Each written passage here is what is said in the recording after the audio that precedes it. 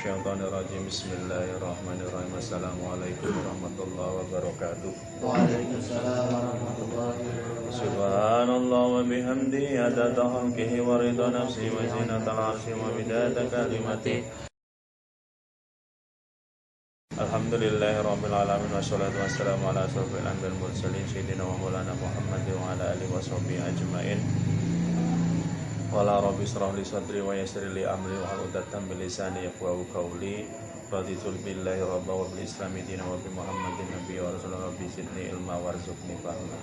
Bi barakati wal karamati sultanul awliya sayyidina Syaikhul Qadir jalana wa bi syafaati nabiyina wa maulana Muhammadin sallallahu alaihi wasallam. Bi idznillah wa ridallah ya Allah ya Allah innaka ala kulli syai'in qadir yaqdi hajati. Khususan ala Imam Asyuyuti,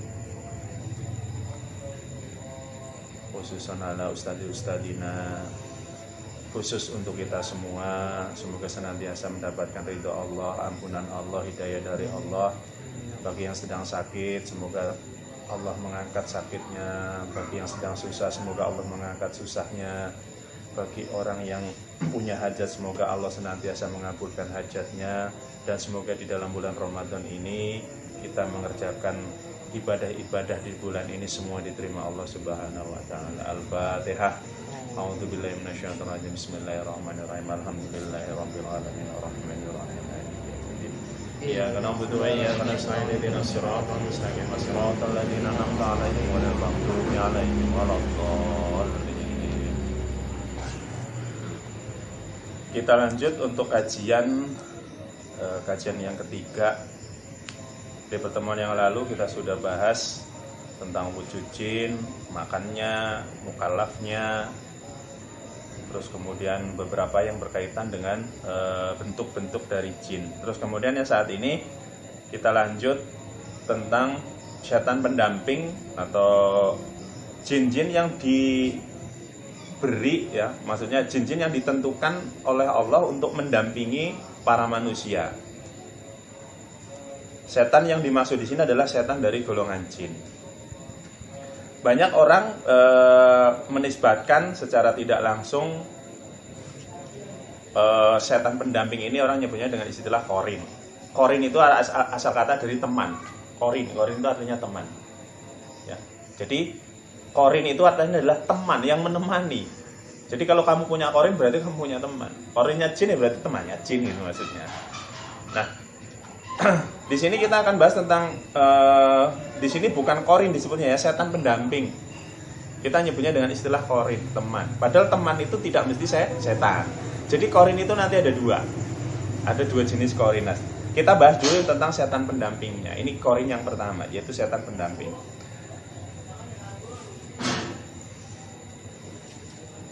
Muslim mentahris dari Aisyah, maksudnya itu Imam Muslim, bahwa suatu malam Rasulullah SAW keluar dari rumahku. Dia berkata, maka aku pun dirasuki rasa cemburu kepada beliau ketika beliau datang dan melihat roman mukaku. Beliau bersabda, engkau dikuasai setanmu. Maksudnya gini, suatu ketika Aisyah ini, istri Rasulullah,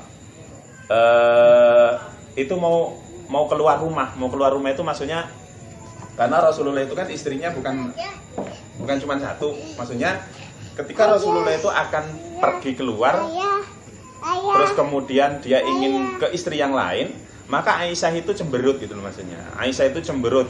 Yang cemberutnya di sini adalah ada rasa cemburu kepada Rasulullah karena dia akan keluar. Lalu Rasulullah melihat muka cemberutnya Aisyah ini, kemudian berkata, engkau dikuasai setanmu. Terus kemudian Aisyah berkata, wahai Rasulullah, adakah setan bersama aku? Ya, dan bersama setiap manusia ada setan, jawab Rasulullah. Terus kemudian, begitu pula bersama engkau, wahai Rasulullah. Apa jawab Rasulullah? Ya, tapi Rabbku menolong aku hingga aku selamat, jawab beliau.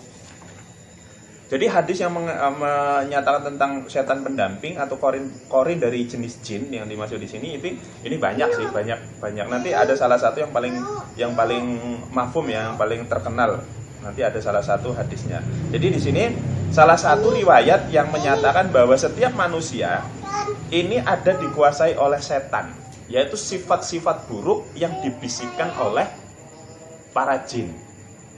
Terus kemudian selain itu juga manusia juga memiliki sifat dasar setan. Jadi setan itu tidak melulu yang dikaitkan dengan jin, tapi setan juga berasal dari diri manusia itu sendiri. Yaitu dari mana? Yaitu dari nafsul amarah yang tidak terkontrol, dari nafsu syahwat yang tidak terkontrol. Berarti itu adalah setan juga namanya. Terus kemudian setan itu sebetulnya selama ini kita selalu berpikir bahwa setan itu wujud dan setan itu sifat gitu kan.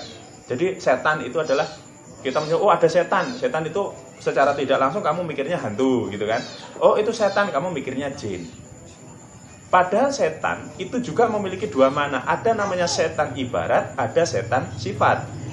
Begitu juga malaikat. Ada namanya malaikat ibarat, ada malaikat sifat. Ini harus kamu bedain.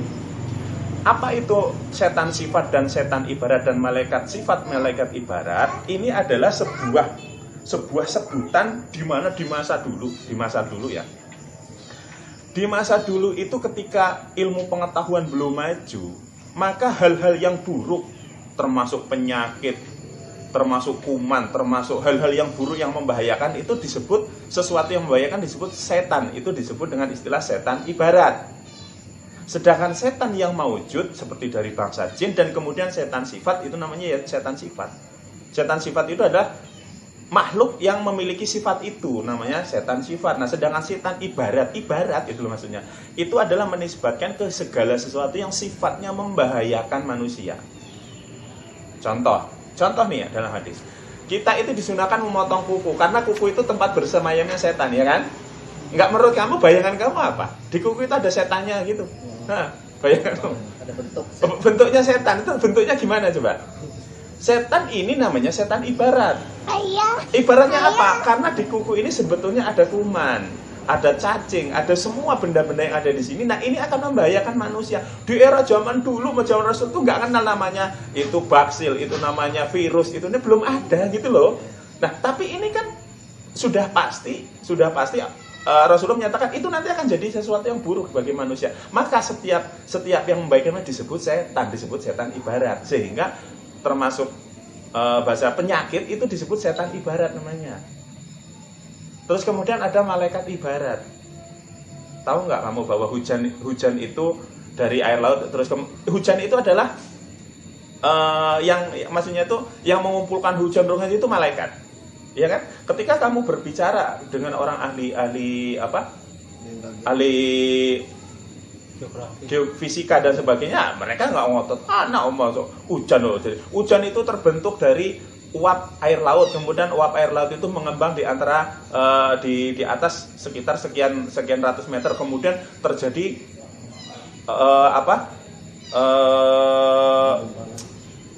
dingin yang pembekuan sehingga pembukaan itu terjadi, airnya menetes jadi air tumpah ke bumi. Ada penjelasan ilmiahnya. Nah, maksudnya gini loh, proses dari air membentuk uap kemudian jadi awan, ini disebut malaikat ibarat. Nah, zaman dulu itu nggak bisa diterangin kayak gitu orang. Pokoknya intinya gini, awan itu kemudian dipindahkan oleh malaikat. Bayangan kamu, wah rombongan malaikat itu dorong gitu ya, paling bayangan. Yang dorong kan angin toh. Nah, angin itu disebut malaikat ibarat. Terus tumbuh-tumbuhan itu tumbuh itu yang numbuhin malaikat. Yang terjadi sebetulnya adalah sel-sel itu tumbuh berdasarkan nutrisi dan sebagainya, terjadi fotosintesis, iya kan? Zaman dulu kamu raih fotosintesis, zaman sahabat nggak paham, enggak. Sehingga tumbuhan itu tumbuh, ditumbuhkan oleh malaikat, itu sebetulnya malaikat ibarat. Sesuatu yang tidak bisa dijelaskan di era zaman itu. Makanya sekarang ini banyak orang membayangkan, banyak terjadi persinggungan ya. Orang-orang ilmiah itu bersinggungan, akhirnya terjadi kontra antara orang agamis dengan orang itu. Yang satu ngomong malaikat, yang satu tuh saling membodohkan. Ya kita ya tetap benar, ya itu malaikat yang itu. Tapi bagi orang-orang ilmiah enggak, itu terjadi karena faktor begini-begini. Sebetulnya maksudnya sama. Hanya kita itu berpegang teguh pada riwayat-riwayat era zaman dulu. Hujan itu malaikat, tumbuhan itu malaikat itu. Sebetulnya itu disebut malaikat ibarat. Jadi kamu jangan langsung bayangannya malaikat rombongan narikin tanaman tiap hari gitu. Enggak kayak gitu. Itu sunatullahnya Allah dalam hal yang buruk disebut setan ibarat. Sunatullahnya Allah dalam bentuk kebaikan disebut malaikat ibarat. Jangan salah tafsir. Jadi ya itu tadi kadang kuku, suruh motong kuku karena di kuku ada setannya, bayangan kamu ada setan ngumpul di kuku-kuku gitu ya. Bukan, yang dimaksud setan itu adalah ibarat, yaitu kita sekarang mengenal dengan istilah kuman, cacing, basil, virus dan sebagainya. Oke, kembali ya. Jadi Rasulullah dalam riwayat tadi yang sudah disebutkan dari kisah di mana Aisyah ini diberitahu bahwasanya rasa cemburu itu mengakibatkan rasa benci, sehingga kebencian ini muncul dari sifat yang namanya sifat syaitan, yaitu muncul dari nafsul amarah dan nafsu syahwat, sehingga Rasul menyatakan engkau dikuasai setanmu. Terus kemudian sifat dasar setan manusia yang dimiliki asli manusia ini akan lebih banyak timbul menjadi kehendak-kehendak buruk ketika dihembuskan bisikan-bisikan setan dari golongan jin. Jadi sifat dasar ibaratnya gini. Ibaratnya kita itu punya api yang sangat kecil. Api yang sangat kecil. Terus kemudian kehendaknya itu adalah minyak. Nah, setan itu ngojok-ngojoki gitu loh maksudnya. Bisi, udah gini aja. Itu sama aja ngomporin, ditiup. Nah, semakin ditiup, minyak dengan api ini semakin membesar. Ketika kamu tidak cepat-cepat nyingkirin minyaknya di dalam diri kamu, maka api akan semakin besar, sehingga kamu terjerumuslah ke dalam maksiat. Tapi kalau orang yang selamat adalah ketika dikompori oleh setan, maka minyaknya ditarik. Dia sadar bahwa alah setan ini loh ngomporin aku. Akhirnya kamu mencari pelarian agar kamu tidak terpancing ke situ. Akhirnya apa? Sama dengan kami itu menyingkirkan minyak yang ada dalam diri kamu, sehingga api yang kecil ini tidak menjadi membesar karena dihembuskan oleh setan. Jadi kita itu semua juga punya setan. Sifat-sifat buruk kita, amarah, syahwat, itu adalah sifat setan paling dasar. Akhirnya memunculkan namanya kehendak. Kita itu diberi kehendak bebas. Manusia itu diberi kehendak bebas. Sehingga ada orang berpikir bahwa kok saya sulit menghindari maksiat, kok saya itu sulit sekali ya untuk bisa istiqomah, kok saya itu sangat sulit sekali untuk berbuat baik. Sebetulnya semua orang punya sifat baik, juga punya sifat buruk. Hanya dominannya kemana? Kemampuan kita mengolahnya itu loh. Makanya ngaji, tirakat, belajar, itu adalah bagaimana mengontrol dua hal ini. Baik buruk itu gimana caranya. Ketika kita sadar bahwa hal yang buruk itu dihembuskan oleh para setan dalam diri kita, dipicu oleh setan dari golongan jin, sehingga agar tidak membesar, kamu harus pandai-pandai ngontrolnya. Nah, ilmu ngontrol inilah yang cara ngontrolnya inilah kita menggunakan ilmu syariat. Puasa salah satunya.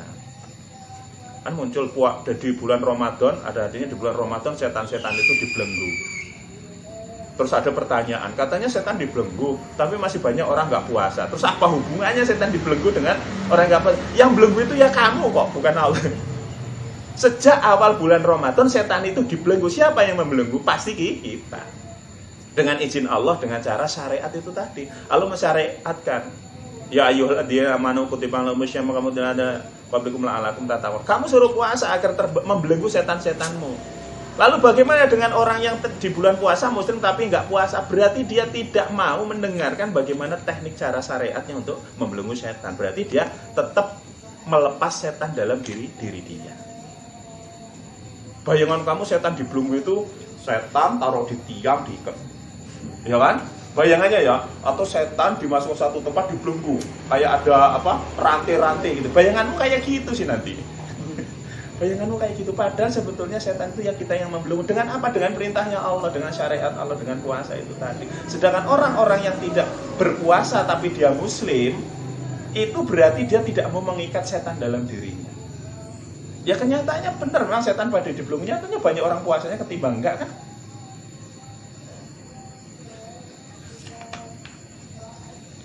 Kemudian Imam Muslim juga menterakhir dari Ibnu Mas'ud, dia berkata Rasulullah SAW bersabda, tak seorang pun di antara kalian melainkan telah diserahkan kepadanya pendamping dari jenis jin dan dari pendamping dari jenis malaikat. Nah ini jadi korin itu ada dua, korin dari malaikat dan korin dari jin. Lalu ada berapa jumlahnya? Banyak. Malaikat itu ada berapa yang mendampingi kita? Yang paling nggak bisa dibantah dua. Apa? Raqib atid, yaitu yang mencatat amal baik dan amal buruk. Sehingga manusia itu selalu didampingi dua malaikat. Terus pertanyaannya, Pertanyaannya, kalau manusia ini ada 5 miliar, terus malaikatnya ada berapa yang nyatet? Kalau Raqib Atid cuma 2. Itu kamu kayak gitu nanti mikirnya. Iya kan? Iya. Katanya setiap manusia itu ada malaikat pencatat Raqib Atid, ada 2. Raqib Atid kan cuma 2. Loh, manusia ini kan ada miliaran gitu kan? Ada miliaran kan? Terus kamu bayanginnya gimana coba? Gimana cara nyatetnya? Lah wong malaikatnya cuma 2, orangnya miliaran. Tapi semua meyakini ada Raqib Atid di sini.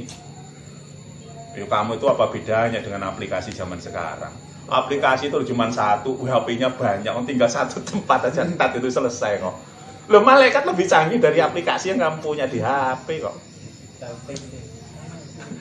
Ya enggak? Sekarang pakai logika saja di dunia modern saat ini. Orang itu nggak usah ngabsen satu-satu. Lah udah dikasih Google Form suruh ngabsen lah, kamu duduk aja nanti lo muncul sendiri. Ya kan pakai aplikasi.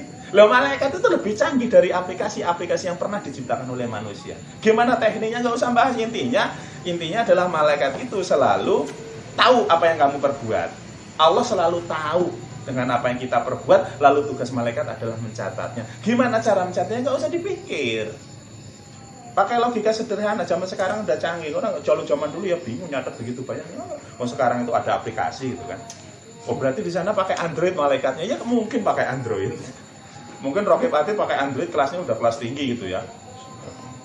HP-nya bukan lagi HP ecek-ecek. Jadi Qarin itu ada 2. Teman manusia itu ada 2. Pertama adalah Qarin dari golongan jin, yaitu yang menghembuskan sifat-sifat setan. Ada berapa jin yang dari golongan setan menjadi Qarin setan kita? Itu juga banyak, nggak cuma 1. Ganti-gantian. Ada setan, ada jin, ya. Ada jin yang menghembuskan untuk syahwat, ada jin yang menghembuskan untuk amarah, ada jin yang menghembuskan untuk kemunafikan, ada jin yang menghembuskan untuk hal berbuat nipu, terus kemudian takabur, terus riya. Itu banyak yang hembusin. Terus kamu pikir cuma 1? Enggak, Qarin itu enggak cuma 1.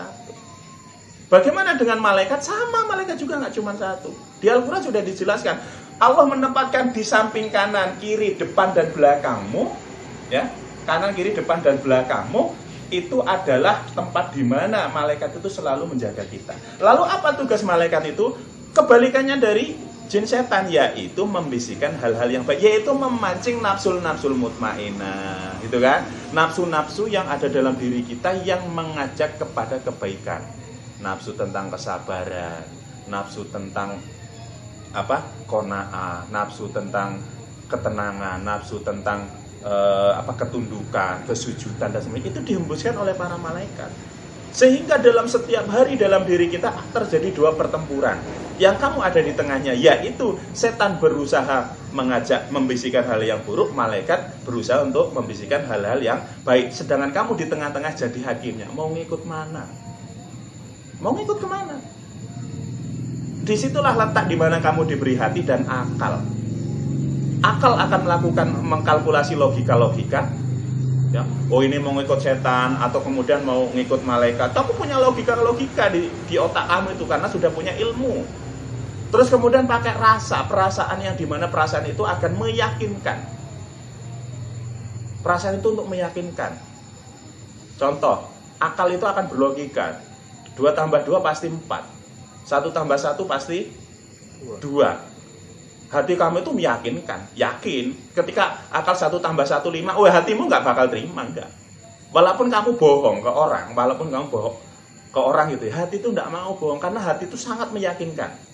Contoh, kamu tadi makan tahu 5 di warung, ngakunya 3. Saya yakin hati kamu jadi lupa apa enggak gitu maksudnya. Ngomong, habis berapa mas? Habis 3 Bu. Otak kamu diajak bohong gampang banget. Logika kamu diajak salah itu gampang banget. Tapi perasaan dalam diri kamu nggak pernah bisa dibohongi. Dia tetap jujur. Ya tadinya 5 gitu maksudnya. Tapi hati ini nggak bisa berbuat apa-apa ketika logika kamu lebih dominan. Ketika logika kamu lebih dominan di dalam mengambil keputusan, ya perasaanmu akan tertutup oleh itu. Maka setan paling banyak membisikkan di logika dulu. Itulah bahayanya kita memahami agamanya berdasarkan logika. Karena logika itu nanti akan banyak. Terus kemudian perasaan keyakinan kita juga ya akan tetap diganggu oleh iblis. diganggu. Ya, contoh ya, akal. Minuman keras itu misalkan whisky lah ya. Whisky itu haram. Udah yakin hati kamu yakin haram. Otak juga iya haram. Tapi kan dingin suasana kayak gini. Ini kan dingin, nanti kalau enggak ini kedinginan kita bisa mati kedinginan misalkan. Ya udah minum aja. Kan cuma sedikit gitu kan. Kan cuma sedikit, nggak apa-apa kalau sedikit, kan yang penting nggak pernah mabuk. Otak terus ngasih kayak gitu. Akhirnya apa? Keyakinan dalam hati kamu dibisiki setan. Iya bener loh, cuman dikit nggak mabuk ini gitu kan. Yang penting untuk ngangetin badan. Akhirnya apa? Kalah juga perasaan. Ya udah minum aja. Jadi kalau kita itu bahas ke dalam diri kita itu selalu di tengah-tengah pertempuran antara dua hal, baik dan buruk. Ya. Yang hak dan yang batil. Kita selalu di tengah. Dan apa yang akan terjadi itu adalah kuncinya di ada kita, kehendak kita. Itulah bahwa kita tidak bisa nanti menyalahkan setan. Nggak bisa nyalain setan. Setan itu sifatnya hanya sebagai pengompor. Sedangkan pengambil keputusan adalah kehendak kita sendiri. Di mana diri kita juga punya setan, tapi juga punya malaikat. Maksudnya kita punya nafsu yang ada nafsu yang bersifat setan, ada nafsu yang bersifat malah malaikat. Sudah malaikat itu akan memancing sifat malaikat kita, jin itu akan memancing nafsu setan kita. Kita di tengah-tengah. Makanya untuk mengontrol itu sangat sulit. Sulit. Itu harus dilatih, benar-benar dilatih. Enggak cukup puasa toh. Enggak cukup cuma dengan puasa melatih. Itu enggak cukup dengan puasa. Oke ya, jadi pendamping dari manusia itu ada dua jenis, yaitu dari golongan jin dan golongan malaikat. Berapa jumlahnya? Banyak. Setiap jin itu punya tugas masing-masing, dari mulai yang ganggu syahwat, ketakaburan, terus kemudian kemunafikan, terus kemudian yang paling membahayakan itu adalah kemusyrikan. Itu yang paling membahayakan. Sedangkan malaikat juga itu tadi ada di tengah, di bawah, di tengah, terus kemudian di kanan kiri. Begitu juga sama setan itu ketika iblis itu dilaknat oleh Allah karena kedurhakaannya, kemudian iblis itu kan minta ke Allah. Oke, pokoknya dia nerima dilaknat Allah, tapi dia berjanji akan mengganggu anak cucu Adam untuk jauh dari Allah. Kata Allah, ya udah silakan, enggak apa-apa. Akhirnya terus gimana caranya? Jadi iblis itu minta, pertama, ya, ada hal yang diminta oleh iblis di depan Allah adalah dia dan anak cucunya nanti tidak ingin terlihat oleh manusia. Tidak ingin terlihat bukan berarti nggak bisa dilihat. Tidak ingin terlihat. Sehingga Allah ngabulkan, oke, kamu akan bisa bersembunyi dari manusia. Sehingga dengan leluasa dia bisa membisikin. Dari arah mana saja? Iblis ngomong, dari depan, terus kemudian dari belakang, terus kemudian dari samping kanan dan kiri. Dia akan menggempur dari 4 penjuru. Oleh Allah ditunggu lagi. Ya udah, mana lagi? Sudah cukup katanya 4 itu. Yakin sudah cukup, yaitu iblis dan anak cucunya, ya, para setan, para jin ini akan mengganggu dari depan, dari samping kanan, kiri, dan dari belakang. Ternyata iblis lupa, ada 2 tempat yang dia lupa tidak diberi setan, yaitu atas dan bawah. Maka ketika kamu ingin menghindari dari kanan, kiri, depan, belakang, nengoklah ke atas. Artinya kamu ingat ke Allah.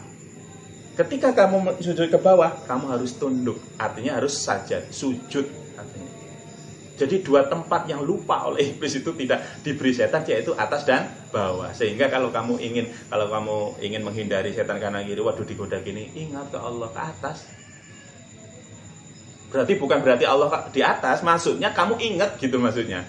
Ingat ke atas itu berarti kamu mengingat Allah. Sedangkan ke bawah kamu harus tunduk, sujud, mengalah terus kemudian pasrah. Itu arti sujud itu mengalah, pasrah. Ketika kamu di dalam dilema antara melakukan perbuatan ini, kamu bingung, kamu sujud. Ya Allah, saya itu harus gimana? Sujud. Atau kamu nunduk, ya Allah, dengan cara doa. Apa yang harus saya perbuat? Jadi kita itu ternyata di tengah-tengah digempur oleh berbagai macam jenis jin. Tahunya orang jin itu, makanya bila ada jin korin ada berapa ya? Korin 1. Enggak, korin itu banyak. Pernah saya tuh ada orang sharing ke saya, Pak, kalau korin seseorang itu anggapannya itu begini. Orang itu punya korin. Nah, korinnya itu kemudian ditangkap oleh tukang spiritualis gitu ya. Jadi korinya si A itu ditarik, ditangkap, kemudian dipenjara gitu. Itu gimana Pak? Berarti orang-orang itu bisa kehilangan korin. Saya pikir, emang tahu dari mana korinnya itu ketangkap? Lah wong korinnya kita itu banyak banget kok. Hilang satu enggak ada namanya hilang satu itu kita kehilangan, enggak ada. Hilang satu posisi akan diganti oleh jin yang lain. Kok bingung amat.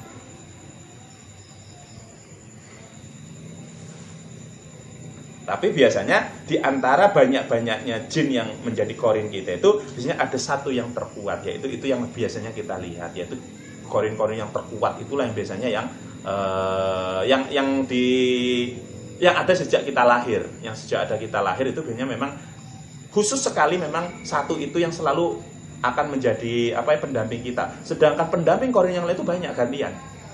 Jadi kita tuh kan diserang sana sini. Jadi bahasa kita ada satu perantara korin yang memang dari kecil, dari kita bayi itu memang sudah ada. Begitu juga sejak kita dalam kandungan pun Allah sudah menempatkan malaikat di dalam samping kanan kiri kita. Sama. Jadi tiap hari itu mungkin gitu, mulai kita nggak lihat. Jadi kanan kiri gitu ya. Jin setan, jin dengan malaikat. Jadi ketika kita lagi tidur ya udah mungkin mereka nggak ada kerjaan, tapi ketika kita tiap hari beraktivitas gitu ya, main HP, nonton cewek cantik gitu, udah antara malaikat dengan setan rebutan gitu. Kata malaikat udah tutup aplikasinya, nggak usah ini. Kata setan cari lagi tuh yang lain loh masih banyak. Terusin. Ada kata jin sama malaikat, kamu kok kayak gitu? Ya memang tugas saya kayak gini gitu kan. Tugas kamu sendiri-sendiri ayo. Ada apa? Antara malaikat dengan jin terus membisiki kamu, antara suruh berhenti, ini suruh lanjut, suruh berhenti, suruh lanjut. Tapi logika kamu inilah yang kadang pikiran kita, otak kita itu punya kehidupan sendiri, ini yang paling sulit. Otak itu punya kehidupan sendiri, dan yang paling menyebalkan dari otak itu adalah memiliki rasa penasaran yang tinggi. Itu otak, beda dengan perasaan nggak punya penasaran. Otak itu aneh, semakin otak itu akan puas kalau dia sudah mendapatkan ilmu. Apa yang dipenasaran? Misalkan gini, kamu penasaran terhadap suatu hal, maka kamu ingin berusaha mengetahui itu. Setelah kamu tahu disebut ilmu, pengetahuan namanya, kamu sudah tahu. Nah yang jadi masalah, otak itu ingin makan ilmu terus. Jadi otak itu harus dikasih makan, makannya apa? Ilmu. Ya. Ilmu itu harus dikasih. Jadi ya memang sudah ditakdirkan tempatnya ilmu di akal gitu kan.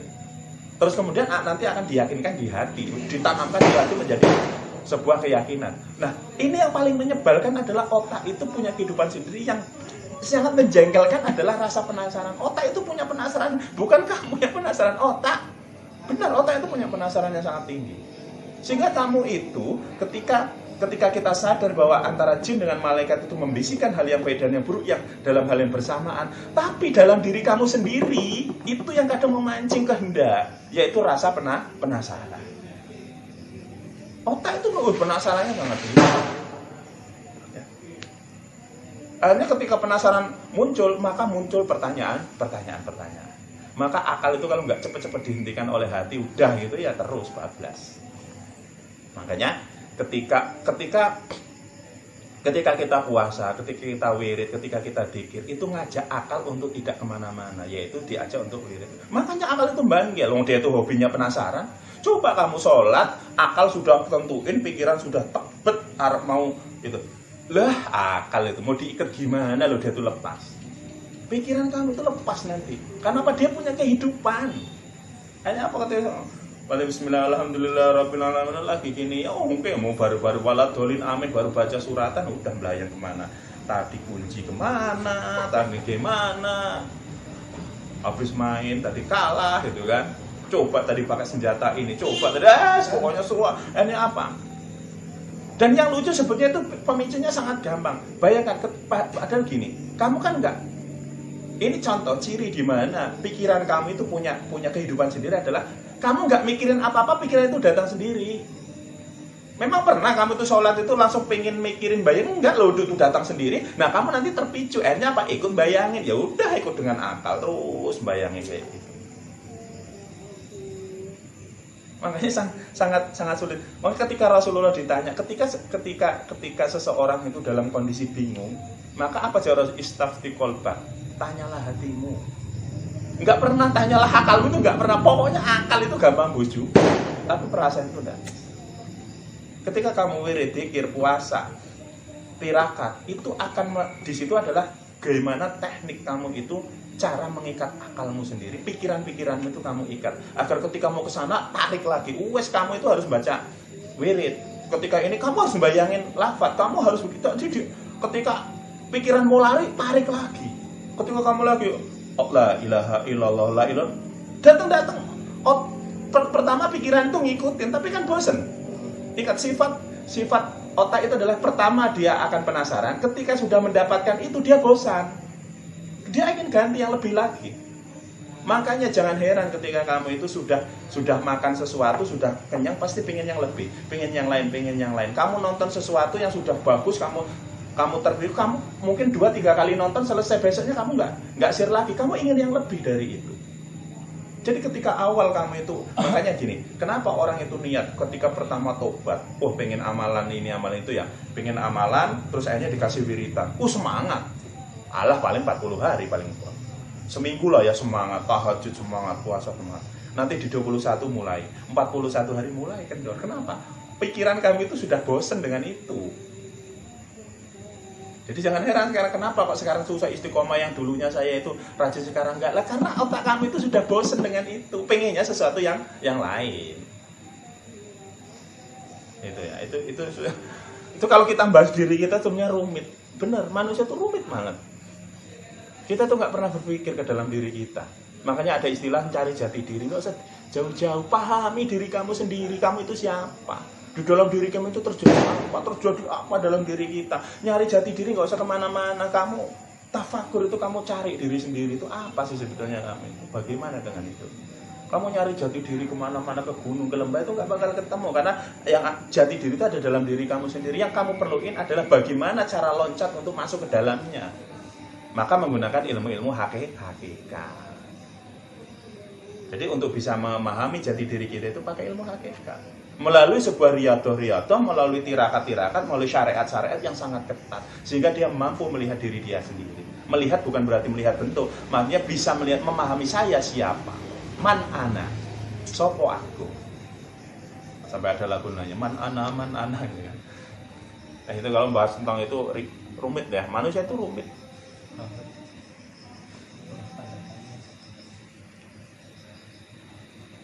Jadi Rasulullah SAW bersabda, tak seorang pun di antara kalian melainkan telah diserahkan kepadanya pendampingnya dari jenis jin dan pendampingnya dari jenis malaikat.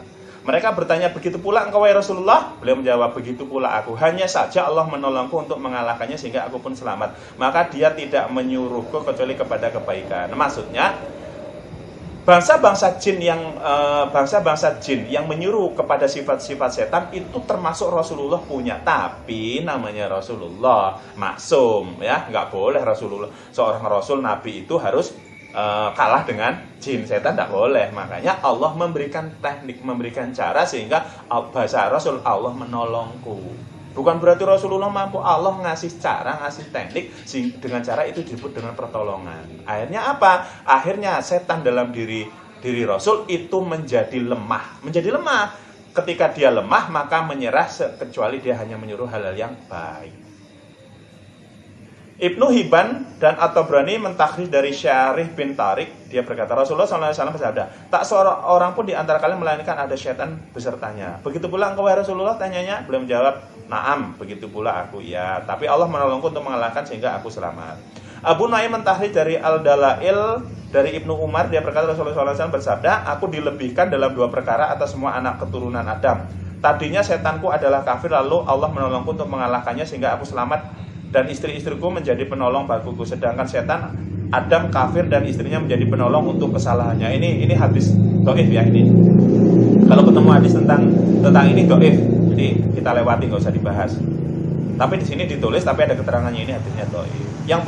Yang paling banyak itu ya tadi itu ya, tentang Rasulullah menyatakan bahwa dalam diri manusia itu selalu ada 2 pendamping, yaitu jin dan malaikat, termasuk Rasulullah sendiri. Sehingga tapi Rasulullah itu ditolong oleh Allah. Itu yang paling terkenal hadis ini, yang menjadikan dalil bahwasanya tiap manusia itu memiliki korin dari 2 jenis, yaitu jin dan malaikat.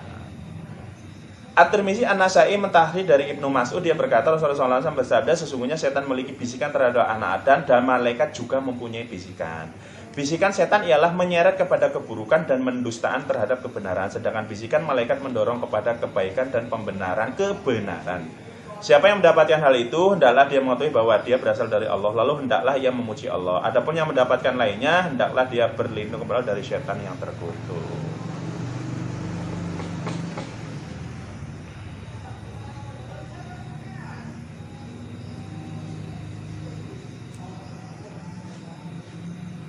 Ahmad dan Ibnu Abi Dunya mentahri dari Abu Hurairah, dia berkata sesungguhnya orang mukmin itu benar-benar melepaskan setannya sebagaimana salah seorang di antara kalian melepaskan untanya dalam perjalanan. Ini maksudnya gini, orang mukmin itu bisa melepaskan setannya, artinya orang-orang mukmin itu terbebas dari sifat-sifat setan seperti mana dia melepaskan itu saking gampangnya, namanya orang mukmin. Mukmin loh ya, syaratnya mukmin, bukan Islam loh. Mukmin yaitu orang-orang Islam yang dekat dengan Allah. Ibnu Abi Dunya mentahri dari Qais bin Al-Hajjaj, dia berkata, setanku berkata kepada aku pernah masuk ke dalam dirimu dan aku seperti anak anjing dan kini aku seperti seekor anak burung. Mengapa begitu? Dia menjawab, karena engkau membuatku mencair karena kitab Allah. Nah, ini salah satu riwayat menyatakan bahwa semakin kita karena engkau membuatku mencair karena kitab Allah, maksudnya gini, setan yang ada dalam diri kita tuh lama-lama jadi lemah, mencair bahasanya. Semakin lemah karena kita berpegang teguh pada Alkitab. Maksudnya kitab Allah itu adalah kita menjalankan syariat berdasarkan Al-Qur'an. Jadi pertamanya setan dalam diri itu seperti anak anjing, tapi sekarang jadi seekor burung, kan jadinya levelnya turun kan. Asbab apa asbab apa setan dari bentuk anak anjing menjadi seekor burung levelnya turun? Asbab karena mencair, sebab menjalankan syariat berdasarkan kitabullah.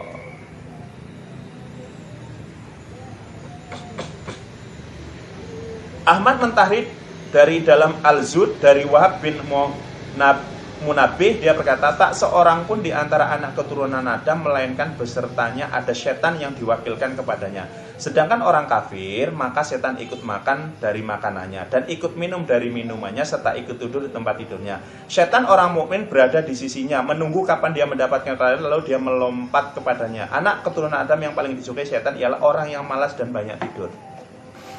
Jadi gini, setan-setan baik itu dari golongan jin, yang terutama dari golongan jin, itu kalau dibagi orang kafir, setan-setan kafir ataupun orang-orang yang lalai, itu caranya adalah mereka, jin-jin korin-korin itu akan ikut makan beserta orang itu, ikut tidur beserta orang itu, ikut mandi beserta orang itu. Tapi bagi orang-orang mukmin, maka setan ada di dalam sisinya nunggu sampai lalai. Jadi orang-orang yang jauh dari Allah, baik itu kafir ataupun, kalau kafir sih genah lah ya, maksudnya orang-orang mukmin yang lalai dari Allah sudah positif, maka setan akan terus ngikutin itu. Korin-korin itu akan ngikuti perbuatan-perbuatan itu, termasuk makan, minum, berpakaian, mandi, termasuk tidur juga ngikut. Tapi bagi orang mukmin yang kadang-kadang ya seperti kita ini, kadang-kadang ingat, kadang-kadang enggak, itu di samping akan nunggu sampai kita lalai. Kalau udah lalai baru cepet-cepet setan itu langsung bisikin, karena itu adalah kesempatan kan. Kalau kita lagi itu kesempatan. Anak keturunan Adam yang paling disukai setan ialah orang yang malas dan banyak tidur. Orang malas itu akan menjadi panjang angan-angan. Panjang angan-angan itu adalah bisikan setan. Mau malas tapi pengen sugih, itu pasti panjang angan-angan. Nah, ini apa? Setan kan. Terus kemudian banyak tidur. Ya, banyak tidur itu artinya kehidupan itu diisi dengan tidur. Terus malas tidur akan turun, kan cocok. Sudah malas jadi gampang tidur.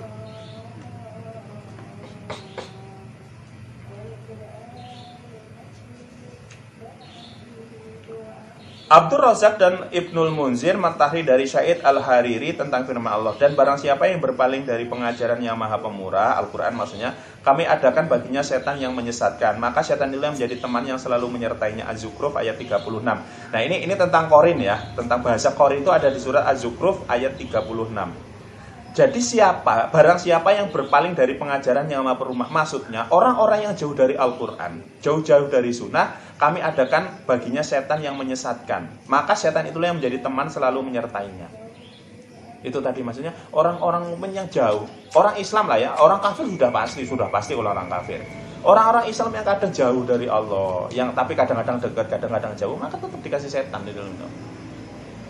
Dia berkata, kami mendengar bahwa jika orang kafir dibangkitkan pada hari kiamat, maka ada setan yang menuntun tangannya, yang tidak pernah melepaskan pegangannya, sehingga Allah menuntun keduanya ke neraka. Itulah yang terjadi ketika dia berkata, aduhai sekiranya antara diriku dan dirinya sejauh timur dan barat. Adapun orang mukmin diwakilkan kepada malaikat hingga dia dialih di antara malaikat dan lalu menuntunnya ke surga. Jadi perbedaan orang-orang bermaksiat, terutama orang kafir dengan orang mukmin itu adalah ketika nanti dibangkitkan dari kubur, maka masing-masing akan dituntun oleh setannya masing-masing. Sedangkan orang-orang mukmin yang dekat dengan Allah akan dituntun oleh malaikat. Sebagai apa? Sebagai saksi. Jadi nanti apa yang kita perbuat selain tangan, mulut kita akan dikunci. Ya, di surat apa itu. Jadi setiap mulut itu akan dikunci. Maka yang akan berkata adalah kaki kita, tangan kita, semua badan kita akan memberikan kesaksian tentang perbuatan kita. Yang salah satunya di antara itu ada setan-setan yang menjadi saksi. Kemudian pembelanya adalah malaikat. Jadi jangan kamu pikir kamu itu bisa, makanya bagaimana mungkin kita itu bisa bersembunyi dari semua itu. Ketika kita sendiri adalah setiap saat selalu didampingi oleh dua hal, yaitu malaikat dan jin yang setiap hari mendampingi kita dan itu pasti akan jadi saksi. Makanya orang-orang yang tersesat itu berpikir, aduhai seandainya diriku dan dirinya sejauh timur dan barat, maksudnya seandainya dulu setan dengan aku ini sangat jauh gitu maksudnya, nggak dekatan, ya mungkin mereka akan selamat. Tapi kenyataannya mereka ini justru malah dekat sekali ya antara orang-orang kufur dengan setan-setan itu.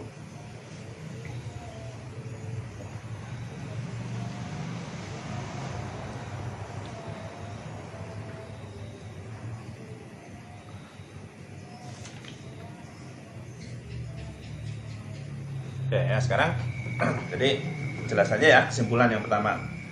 Jadi korin itu artinya teman, yang menemani, ya, yang mendampingi gitu ya. Jadi korin itu jangan kamu bahasanya itu korin sesuatu yang apa gitu ya. Korin itu adalah bahasa dari korinu, ya, teman-temannya, yang mendampinginya, yang menyertainya. Jadi setiap diri kita sesuai dalam hadis Rasulullah adalah kita semua itu memiliki korin dari dua jenis, yaitu dari jenis jin yang membisikkan hal-hal setan, sedangkan dari malaikat adalah membisikkan kebaikan. Dan bentuk korin dari jin itu banyak dan bentuk dari malaikat juga banyak. Terus kemudian berikutnya ada korin-korin yang sifatnya tidak datang dengan sendirinya. Ini juga teman, ya. Nah, ini yang akan kita bahas. Kita menyebutkan dengan istilah hadam. Hadam itu artinya pembantu. Jadi korin dengan hadam beda. Kalau korin itu teman yang sifatnya adalah didatangkan oleh Allah sendiri, dalam artian ada sejak kita lahir, sedangkan hadam itu adalah beda-beda. Jadi siapa hadam? Hadam ini hanya berlaku untuk jin, tidak ada hadam dari malaikat. Hadam itu artinya pembantu ya, kembali pembantu. Kita menyebutnya dengan istilah khodam, asal kata dari hadam. Jadi kalau di pondok-pondok itu ya, pembantunya kiai namanya hadam. Kamu di pondok jadi pondok gimana ngaji? Enggak, aku di dalam itu di dalam rumah kiai. Jadi apa? Jadi hadamnya romo. Maksudnya itu jadi pembantunya, bukan berarti jadi khodam dari jin, itu bukan. Hadam itu artinya pembantu. Nah, kita sekarang lebih fokus ke khodam. Nah, khodam ini tidak seperti korin, karena korin itu sudah ada sejak kita lahir, gonta-gantian dalam melakukan pembisikan dalam diri kita, sedangkan khodam ini bisa muncul dari beberapa aspek. Yang pertama, dari mana khodam itu muncul? Khodam di sini adalah khodam jin, tidak ada khodam malaikat. Ingat, pegang teguh ini. Nanti akan ada membahasnya. Ya, kenapa tidak ada khodam malaikat dalam diri kita? Maksudnya yang disengaja loh. Jadi khodam ini sengaja atau tidak sengaja, tapi selain korin loh ya. Yang pertama, khodam itu bisa muncul asbab karena kita menginginkan, yaitu yang datang karena permintaan. Dari mana? Yaitu dengan cara kita melakukan tirakat-tirakat yang tujuannya adalah mempelajari hal-hal sihir. Sihir itu bukan berarti sesuatu yang selalu buruk itu ya. Maksudnya sihir itu contohnya apa? Contoh sihir nih ya, contoh sihir adalah perkara-perkara yang di luar dari nalar manusia yang sifatnya adalah dilakukan oleh halal gaib. Itu sihir. Nah, contohnya adalah pengen kamu kebal. Kamu tuh pengen kebal, pengen tahan bacok, nggak mempan ditusuk, nggak mempan ditembak. Manusia tidak didesain dengan itu. Ketika kita lahir tidak pernah didesain untuk kulit kita itu tidak mempan oleh pisau, terus tidak mempan oleh peluru. Enggak. Tidak didesain untuk itu. Manusia itu tidak didesain. Manusia itu fana. Kamu jangan pernah menyebut bahwa manusia itu kan tidak ada. Manusia itu fana, sangat lemah fisiknya loh ya maksudnya. Fisik manusia itu sangat lemah, mudah rusak, gampang rusak. Bahkan hanya tergores saja bisa rusak. Sekarang kalau ada orang kebal dari senjata tajam, mempan nggak dengan penyakit? Tetap nggak mempan, tetap mempan dengan penyakit. Ada orang kebal senjata api tapi korengan.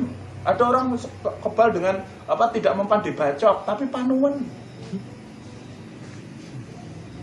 Intinya adalah manusia itu fana, kulitnya itu fana, nggak mempan. Maksudnya itu nggak ada dari sejak lahir kita itu orang kebal itu nggak ada. Nah, bagaimana agar kita kebal terhadap senjata api, senjata tajam? Satu-satunya jalan adalah melakukan kolaborasi, meminta pertolongan para khodam dari bangsa jin. Di mana jin itu akan melakukan bantuan kepada kita melalui energi-energi dia lakukan sehingga melapisi kulit kita agar tidak mudah tergores. Akhirnya muncul bahwa kita caranya gimana? Diijazahin pada orang guru, diijazahin, nih kamu puasa mutih 7 hari, amalannya ya jabar, ya kohor, ya jabar, ya kohor sebanyak 10.000 kali, terus nanti pas pati geni, begini, sebagainya. Akhirnya sudah selesai dites. Wah, dibacokin, nggak mempan, dibacokin mempan.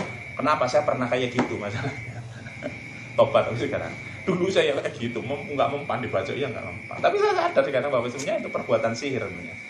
Jadi yang seharusnya kulit itu mempan oleh senjata dan sebagainya, ini menjadi tidak mempan asbab karena ada sihir. Jadi sesuatu yang sunatullah menjadi tidak sunatullah itu karena asbab sihir, itu loh maksudnya. Orang yang tadinya tidak suka dengan kita karena asbab kita punya ilmu pelet, khodam mempengaruhi itu jadi suka dengan kita, itu namanya sihir gitu loh. Yang tadinya orang rumah tangga suami istri baik-baik saja karena kita mempengaruhi otak mereka berdua menggunakan bantuan khodam sehingga mereka berpisah, bercerai, itu namanya sihir. Orang mengelabui dengan cara orang itu adalah ketika kita melakukan kejahatan ditutup matanya untuk tidak bisa melihat, maka itu namanya sihir. Nah, termasuk perkara orang kebal juga banyak sihir. Nah, ini tadi contoh ya. Contoh bahwa khodam yang muncul asbab karena kita menginginkan karena punya hajat biar kebal, ya, biar bisa nerawang, biar punya ilmu saipi angin, punya ilmu rawa rontek, ya kan, terus ilmu apa lagi? Ya itu rongkah gunung, ilmu, pokoknya sembarang ya. Agar kita itu menjadi orang bahasanya sakti, orang sakti atau orang yang melakukan hal-hal di luar dari kefanaan kita. Yang seharusnya kita mungkin nggak bisa terbang, tapi dengan ilmu saipi angin kita bisa terbang. Yang tadinya kamu tidak bisa menebak sesuatu yang jarak jauh, kamu bisa menerawang dengan jarak jauh. Nah, kamu dengan tirakat-tirakat tertentu akhirnya jatang khodam dalam diri kamu dan masuk ke dalam diri kamu sehingga bisa membantu apapun yang kamu inginkan. Itu disebut khodam yang diinginkan. Ini dari golongan jin. Terus kemudian yang kedua, ada khodam karena asbab keturunan atau disebut dengan jin nasab. Jin nasab itu yang seperti apa? Yaitu khodam-khodam jin yang turun-temurun dari nenek moyang. Contoh, buyutnya dulu orang sekti, zaman dulu orang sekti, dukun lah ya, entah dukun pelet, entah dukun apa gitu, orang sekti gitu ya. Orang sekti ternyata dia dibantu khodam. Ketika dia meninggal, khodam ini terus akan mencari keturunannya yang memiliki ciri yang mirip dengan buyutnya. Mungkin buyutnya dulu punya anak ya, akhirnya apa? Nemplok ke anaknya. Ketika orang ini meninggal, nemplok ke cucunya dan seterusnya. Mungkin kamu jadi cucunya, nemplok ke kamu. Karena apa? Ada sesuatu yang unik memiliki kesamaan kamu dengan buyut, gitu maksudnya. Mungkin cucunya banyak, ya. Buyut ini punya anak 5. Setiap anak punya anak 5, berarti cucunya 25 kan? Kenapa kok muncul cuma 1? Kenapa khodam itu memilih cuma 1 dari 25 cucu? Karena yang dicari adalah memiliki kesamaan tertentu yang memiliki kemiripan dengan buyutnya yang meninggal itu tadi. Jadi jin-jin nasab ini akan menurun, mengikuti pola yang mirip sekali dengan buyutnya. Entah di dalam badannya, bentuk jantungnya, bentuk paru-parunya, pokoknya di dalam. Ada lagi yang paling umum biasanya adalah kadang begini, nggak sadar.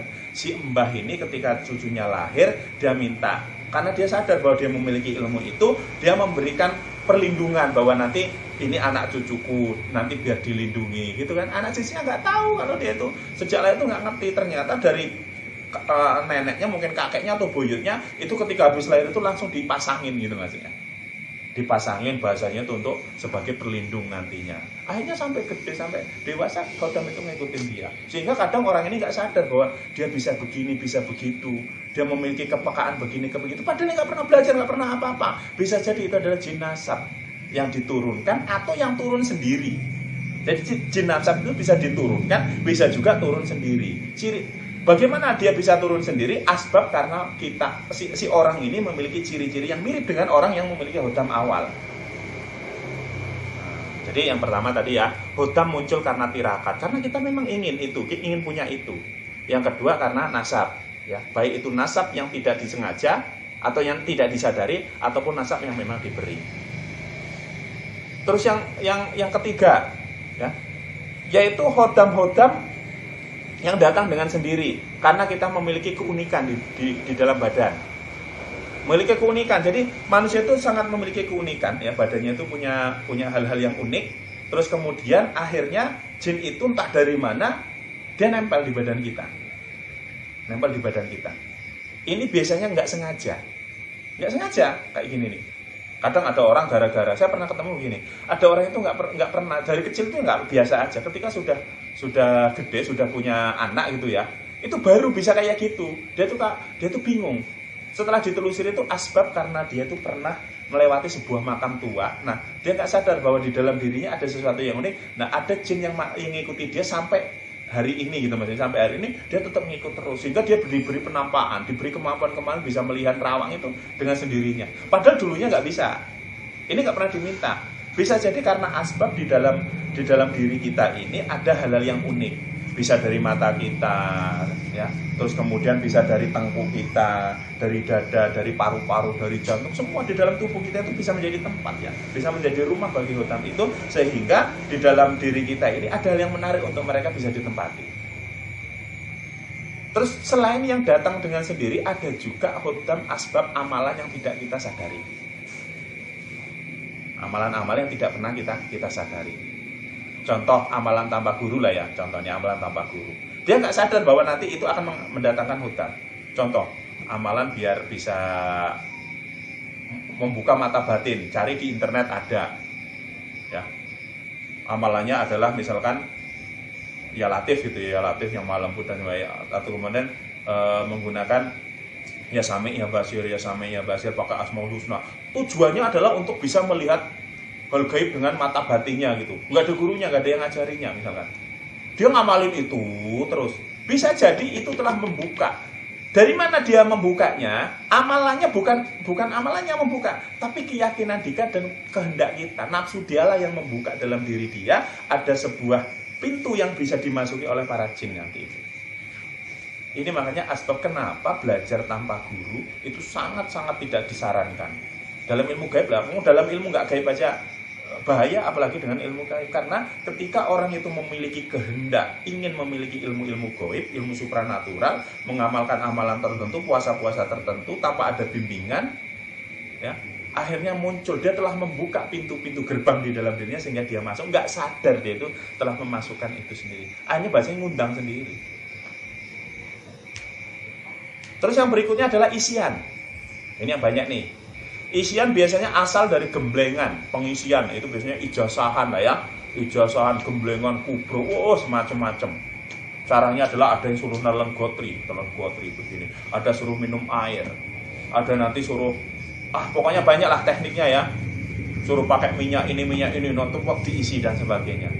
Itu berarti menyengaja. Jadi Khodam jin ini masuk ke dalam dirinya dengan cara karena pengisian yang disengaja ngisi. Oke ya, jadi tadi ada yang memang nasab lah ya, Ada yang karena tirakat, karena memang kita menginginkan itu. Ada yang karena nasab, ada yang karena datang sendiri. Ada yang memang sengaja diisikan, yaitu diberikan orang lain yang memberi. Nih sudah 4 jalan. Yang paling umum saya bilang, yang paling umum khodam muncul dalam diri kita adalah asbab kita tirakat karena menginginkan itu. Yang kedua karena nasab atau jin turunan. Yang ketiga karena memang datang sendiri, asbab kita lalai karena tidak paham dengan amalan. Yang keempat karena kita diberi dari orang lain atau dari orang yang bisa menguasai jin, yaitu dengan cara pengisian. Itu jin ya. Nah, jadi sifat dari jin ini membantu si tuan rumahnya, diri kita yang punya jin ini, tugasnya adalah membantu. Bagaimana cara mengaktifkan bantuannya? Biasanya tergantung dari caranya banyak. Ada menggunakan mantra. Untuk ngaktifinya adalah bahwa jin ini, nanti saya sudah mulai disuruh kalau ada mantranya ini, itu disuruh. Jadi, bahkan mantra itu nggak harus mantra-mantra sun mantek aji. Bisa jadi karena mungkin kalimat-kalimat seperti Asmaul Husna bisa jadi. Atau dari hizib-hizib. Kamu ngamalin hizib ini, ngamalin hizib itu bisa jadi ada. Yang pada awalnya hizib itu sebenarnya doa kan. Tapi karena kamu ngamalin pengen punya hizib, pengen bisa mentalin orang. Nah itu yang jadi asbabnya, jadi bermasalah nanti hizibnya. Hizibnya jadi ngundang. Padahal hizib sendiri nggak untuk kayak gitu. Hizib itu isinya doa, yang semuanya diserahkan ke Allah. Yang terjadi itu tidak harus terjadi, pokoknya intinya Allah nanti yang akan. Tapi kita enggak, dengan hizib itu, dengan saya baca hizib ini saya bisa mentalin orang, dengan hizib ini saya bisa menarik pusaka, dengan hizib ini saya bisa mengembalikan barang yang hilang, dengan hizib. Nah itu loh yang jadi masalah, keyakinanmu terhadap hizib itu tadi. Hizib itu doa loh ya, aslinya hizib itu doa. Dan si pembuat hizib itu nggak ada ya, dulu itu nggak mikir tentang nanti hizib ini munculnya khodam ini, itu nggak ada. Hizib itu doa kok isinya. Kamu kalau nggak percaya cari hizib Nasor, hizib Bari dan sebagainya, itu kamu baca terjemahnya itu doa loh isinya. Nah itu tadi, jadi khodam. Terus kemudian ada orang bilang punya khodam malaikat. Ini batil kalau ada orang punya khodam malaikat. Malaikat itu hanya tunduk kepada Allah. Tidak bisa malaikat itu kamu suruh-suruh jadikan pendamping. Ingat, pendamping itu kan pembantu toh. Kalau ada orang bilang bahwa ada orang bisa punya khodam malaikat, berarti kamu memiliki pembantu bentuknya malaikat. Keren amat gitu ya. Tinggi banget, sudah sama dengan kelasnya Rasul. Ingat, bahkan Rasulullah sendiri saja yang dekat dengan Jibril tidak bisa. Tidak diizinkan. Bahkan belum pernah ada riwayat malaikat itu disuruh ini, disuruh itu, disuruh ini oleh Rasul. Enggak ada. Para nabi itu dekat dengan malaikat, enggak bisa disuruh ini, disuruh itu. Berarti kamu kalau punya khodam malaikat, kelasnya sudah di atasnya nabi kan. Kalau khodam punya khodam itu jin, itu wajar kamu bisa nyuruh-nyuruh, wajar. Jin itu juga makhluk yang sama-sama tinggal di bumi, punya mukallaf yang sama kan. Tapi malaikat kan beda, alamnya sudah beda, bentuknya sudah beda. Dan malaikat itu hanya tunduk kepada Allah, nggak bisa kamu tundukin. Kecuali itu begini, ini oke lah, kamu boleh, ini benar yang ini ya, bahwa malaikat itu benar. Misalnya kamu lagi kesusahan, terus kemudian kamu lagi susah lah ya, misalkan lagi rezeki susah, terus kemudian kamu membaca surat setiap habis sholat duha, kamu membaca surat Wadduha misalkan 1000 kali. Akhirnya apa? Allah terus kemudian mengabul kamu dengan cara menyuruh malaikat. Ya udah malaikat, kamu lakukan hal ini, yaitu beri dia jalan, caranya tuntun seperti ini sehingga kamu dapat rezeki. Nah ini asbab bukan karena amalanmu, bukan karena sholat duhamu, bukan karena bacaan wadduhamu sehingga malaikat jadi tunduk kamu, bukan itu. Malaikat benar melakukan pekerjaannya, yaitu memudahkan kamu mencari rezeki karena kamu mohon ke Allah dengan sholat duha dan dengan bacaan surat wadduha walele saja dan seterusnya. Itu asbab karena malaikat itu disuruh Allah, bukan karena kamu yang nyuruh. Ya. Bahkan itu tadi Rasulullah sendiri saja, bahkan ketika perang Khandaq, banyak sekali perang, itu malaikat banyak nggak bisa, nggak membantu, hanya kecuali di perang Badar yang kita bahas kemarin ya. Malaikat itu membantu perang Badar, bahkan membantai orang kafir. Kok bisa? Berarti malaikat nggak pernah. Rasul itu nggak pernah minta Jibril itu untuk ikut membantu perang itu, nggak. Malaikat lainnya nggak pernah. Tapi ini ada satu riwayat ya. Kenapa malaikat jadi turun? Itu asbab karena Allah yang nyuruh. malaikat Jibril dan tentaranya itu nyuruh ikut membantu perang Badar asbab karena Allah yang nyuruh, bukan karena Rasul. Tapi Allah menyuruh asbab juga karena Rasul. Jadi kita kayak gini, ketika perang Badar terjadi, kalau tidak salah umat muslim cuma 313 atau berapa gitu ya, sedangkan orang kafir kan ribuan. Kalau secara hitung-hitungan di atas kertas ya mesti kalah lah perbandingannya kan kayak gitu. Tapi Rasulullah itu banyak sahabat itu sudah ngeper duluan lah. Nggak mungkin lah kita itu bakal menang cuma berapa ratus lawan ribuan. Tapi kata Allah suruh perang, kata Rasul pokoknya ya perang. Kalau kalian nggak mau saya berangkat sendiri. Sebetulnya ketika perang Badar terjadi, sahabat itu sangat berat untuk melakukan perang itu karena keyakinannya kalah, karena sangat sedikit gitu loh maksudnya. Tapi Rasulullah tetap ngotot, pokoknya berangkat. Ini bukan masalah menang kalah, masalahnya adalah perintah. Jadi Rasulullah itu bukan berangkat perang bukan karena yakin menang, karena asbab perintah Allah. Tapi Rasulullah juga ya janggal, maksudnya Rasulullah berpikir, masa saya punya sahabat 300 harus melawan ribuan gitu. Sebenarnya jangan. Tapi itu semua oleh Rasulullah itu dikesampingkan asbab karena dia meyakini bahwa itu perintah Allah. Lalu apa yang terjadi? Ketika Rasulullah itu datang ke suatu tempat yang di situ ada sumurnya ya. Ada sumur, jadi mereka gimana caranya? Jangan sampai keduluan grupnya Abu Jahal ya. Abu Jahal jangan sampai keduluan ke sana biar orang Muslim sehingga menguasai sumur. Siapa yang bisa menguasai sumur itu apa sih kalau di sana dulu? Oase lah ya. Berarti kita di tengah padang pasir itu ada tempat, ada airnya yang biasa digunakan untuk minum. Nah, orang Muslim ada duluan di situ.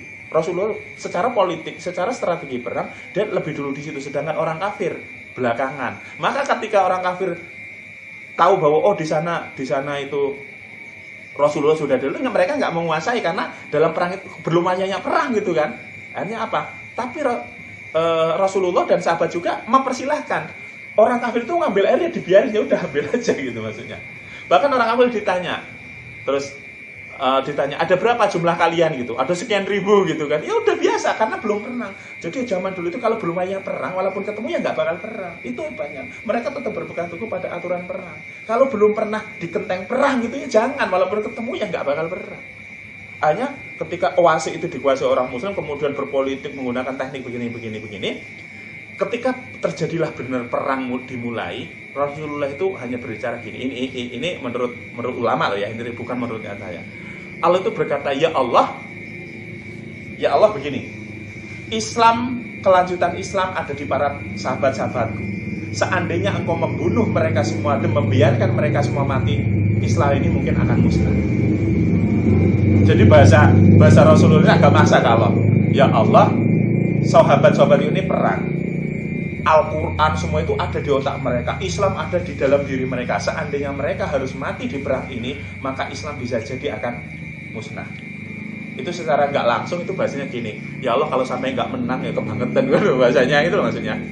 Akhirnya apa? Ya sudah Rasulullah mendengar itu. Akhirnya Allah menyuruh malaikat Jibril menyerupai bentuk orang mukmin, orang Muslim ikut berperang. Sedangkan dari golongan jin menyerupai Suraqah. Diberinya lagi ya, Suraqah itu menyerupai orang kafir, terus kemudian malaikat Jibril menyerupai terjadi perang. Jadi perang Badar itu juga terjadi bukan perang antar manusia, yaitu jin dengan malaikat juga ikut perang di situ. Itu memang perang Badar sangat-sangat istimewa. Jadi di perang Badar pun malaikat membantu orang-orang Muslim, orang-orang mukmin bukan asbab karena Rasulullah yang nyuruh, tapi asbab karena doanya Rasulullah, yaitu yang menginginkan jangan sampai sahabatnya ini adalah penerus-penerus generasi Islam harus mati di perang Badar ini. Sehingga Allah mengutus membantu orang-orang mukmin dengan cara mengutus malaikat. Nah, ini ya, jadi pembahasan buka kita ya bahwasanya saya sendiri itu sangat batil kalau seandainya ada orang menyatakan punya khodam malaikat, bisa manggil malaikat, bisa nyuruh malaikat dengan gitu. Saya tidak percaya sama sekali. Saya bukan masalah itu. Ya saya tetap meyakini tentang riwayat, saya meyakini hadis-hadis, saya meyakini Al-Quran. Udah kalau ada orang percaya monggo gitu ya. Saya nggak ngomong itu orang salah. Ada orang yakin bahwa dirinya punya khodam malaikat, bisa manggil malaikat, itu terserah mereka. Tapi bagi saya sebagai seorang orang Islam yang saya berpegang teguh pada riwayat, hadis dan Al-Quran serta tafsir-tafsir para tabi'in, saya tetap berpegang teguh bahwa tidak ada khodam malaikat yang bisa disuruh-suruh manusia. Siapa yang bisa disuruh? Yaitu golongan jin. Sejak zaman dulu dari era zaman Nabi Nuh saja itu sudah ada jin. Enggak kok seperti itu. Nah, makanya itu tadi bahwa ya kalau mungkin Anda pendengar semua yang nonton ya, karena saking banyaknya lah ya, di sekitar kita ini banyak orang menawarkan tentang amalan-amalan ya, khodam malaikat inilah, malaikat itulah ya, terus amalan ini bisa mendatangkan ini itu ya. Saya sih terserah. Saya itu punya pengetahuan tentang hal seperti ini hanya sebatas saya hanya memberitahu, berbagi tentang ilmu, bahwa saya itu tidak percaya dengan adanya orang yang mampu menguasai malaikat, menjadikan khodam yang setiap saat bisa dipanggil untuk bantu ini bantu itu. Saya tidak akan percaya itu. Kalau orang pada percaya, monggo silahkan, punya keyakinan sendiri-sendiri. Tapi kalau bisa nggak jin membantu manusia? Oh, sangat bisa. Kana rijalu minal isi yauduna mirijali di surat Al-Jin itu ya. Jadi dan di antara laki-laki dari golongan jin dan golongan manusia itu maksudnya gini, dari laki-laki dari golongan manusia itu meminta pertolongan dari sebagian dari golongan laki-laki dari bangsa jin, sehingga menambahkanlah kesombongan dari para jin ini. Wakana rijalun minal insi yang utuna birijalun minal jinni fazaltuhum rohako. Itu di surat Al-Jin. Apa masih di surat Jin? Zaman dulu sangat terkenal ketika orang melewati suatu lembah, padang pasir. Pada itu sangat terkenal, itu banyak hantu. Hantu itu arwah lah ya. Jadi gini, arwah itu ada dua makna. Arwah yang pertama yaitu sebutan ruh untuk orang yang sudah meninggal, jasad yang sudah meninggal, ruhnya jadi arwah. Terus yang kedua, sebutan hantu, orang yang menyerupai orang yang meninggal disebut juga jin arwah. Jadi arwah itu ada dua bentuk. Arwah untuk sebutan ruh yang sudah, orang yang sudah meninggal, atau hantu dari jin yang menyerupai orang sudah meninggal. Jadi ada dua. Di Arab itu ada dua jenis. Justru kalau di Arab itu kalau menyebutkan arwah itu berarti hantu gitu maksudnya. Kalau kita enggak, di Indonesia kita nyebut arwah itu kan orang yang sudah meninggal kan, ruhnya orang meninggal. Ya itu perbedaan adat lah ya, adat. Nah, jadi ketika zaman dulu di padang pasir, di lembah-lembah itu banyak dihuni para hantu, yaitu para jin-jin. Sehingga ketika zaman dulu para musafir kalau melewati itu banyak diganggu. Malam hari apalagi sering diganggu. Akhirnya ada adat kebiasaan, kalau mau lewat suatu lembah atau padang pasir, mereka harus minta izin kepada penunggunya, yaitu kepada para jinnya. Dengan cara caranya begini, ada yang bilang, ya fulanul jin misalkan, ya banul jin, saya mau lewat di sini, saya pamit, jangan ganggu saya. Itu dia minta bantuan kepada jin-jin yang ada di situ untuk tidak mengganggunya. Nah, karena kebiasaan adat ini sampai di zaman Rasulullah, akhirnya Rasulullah itu melarang orang-orang mukmin ketika melewati lembah, ketika melewati padang pasir untuk menggunakan cara-cara jahiliyah, yaitu meminta izin kepada jin-jin yang ada di situ, tapi suruh membaca ayatul Quran. Salah satunya adalah membaca azan. Terus kemudian membaca ayatul kursi, membaca falak binnas. Banyak yang biasanya adat orang jahiliyah adalah memohon izin kepada di situ, mohon izin kepada jin di situ, diganti dengan cara membaca mohon perlindungan ke Allah. Sehingga kisah ini diriwayatkan dalam Al-Quran, yaitu surat Al-Jin. Itu kisahnya. Sehingga ada orang-orang laki-laki di antara manusia meminta pertolongan jin. Maksudnya gini, minta tolong, minta izin kepada jin. Terus di zaman dulu juga orang punya khodam sudah ada. Dalam satu riwayat saya pernah membaca begini, ada seorang sahabat itu pintar sekali menebak. Pintar sekali menebak apa yang disembunyikan orang itu. Apa yang disembunyikan orang itu. Nah, sedangkan zaman dulu dia belum nggak paham bahwa dirinya itu punya khodam. Maksudnya tidak ada bahasa khodam. Bahasa khodam itu kan bahasa kita gitu loh. Suatu ketika dites, si sahabat ini dites oleh temannya, yaitu dengan cara mengambil batu. Mengambil mungkin dengan hitungan tertentu, mungkin 4 batu ya. 4 batu. Dia suruh ngambil batu. Kemudian batu itu jangan sampai dilihat. Jadi si sahabat yang bisa menebak ini nggak boleh lihat. Akhirnya batu ini dipegang oleh sahabatnya. Nah, sahabat itu suruh nebak, berapa batu yang saya pegang? Ditebak sama dia, 4. Dia bilang, ya benar 4. Akhirnya suruh nebak lagi. Di belakang batu, terus kemudian ada 9 batu. Suruh nebak, ada berapa? 9. Dibuka lagi, benar ada 9. Itu heran, kok bisa seperti itu? Seolah dia punya keistimewaan bisa menebak itu. Akhirnya ditanya, bagaimana engkau bisa menebak padahal engkau tidak melihat batu yang aku pegang? Apa kata sahabat? Aku bisa membaca was-wasmu. Aku bisa membaca was-wasmu. Apa itu was-was? Was-was di sini, menurut kamu was-was itu apa? Pikiran. Maksudnya rasa takut gitu kan? Panik. Panik gitu kan? Bukan itu. Bahasa was-was di Al-Quran itu bukan kayak gitu. Bukan panik, takut, apalagi merinding gitu. Bukan itu. Was-was itu kan yuwaswisu fi sudurinas minal jinnati. Was-was itu adalah prasangka-prasangka, perasaan atau pikiran-pikiran atau perasaan-perasaan yang kita miliki. Contoh begini. Misalkan ini rokok. Rokok ini tadi saya buka ada masih 4 batang. Tadi si Irfan kesini, kok ini tinggal 2 batang.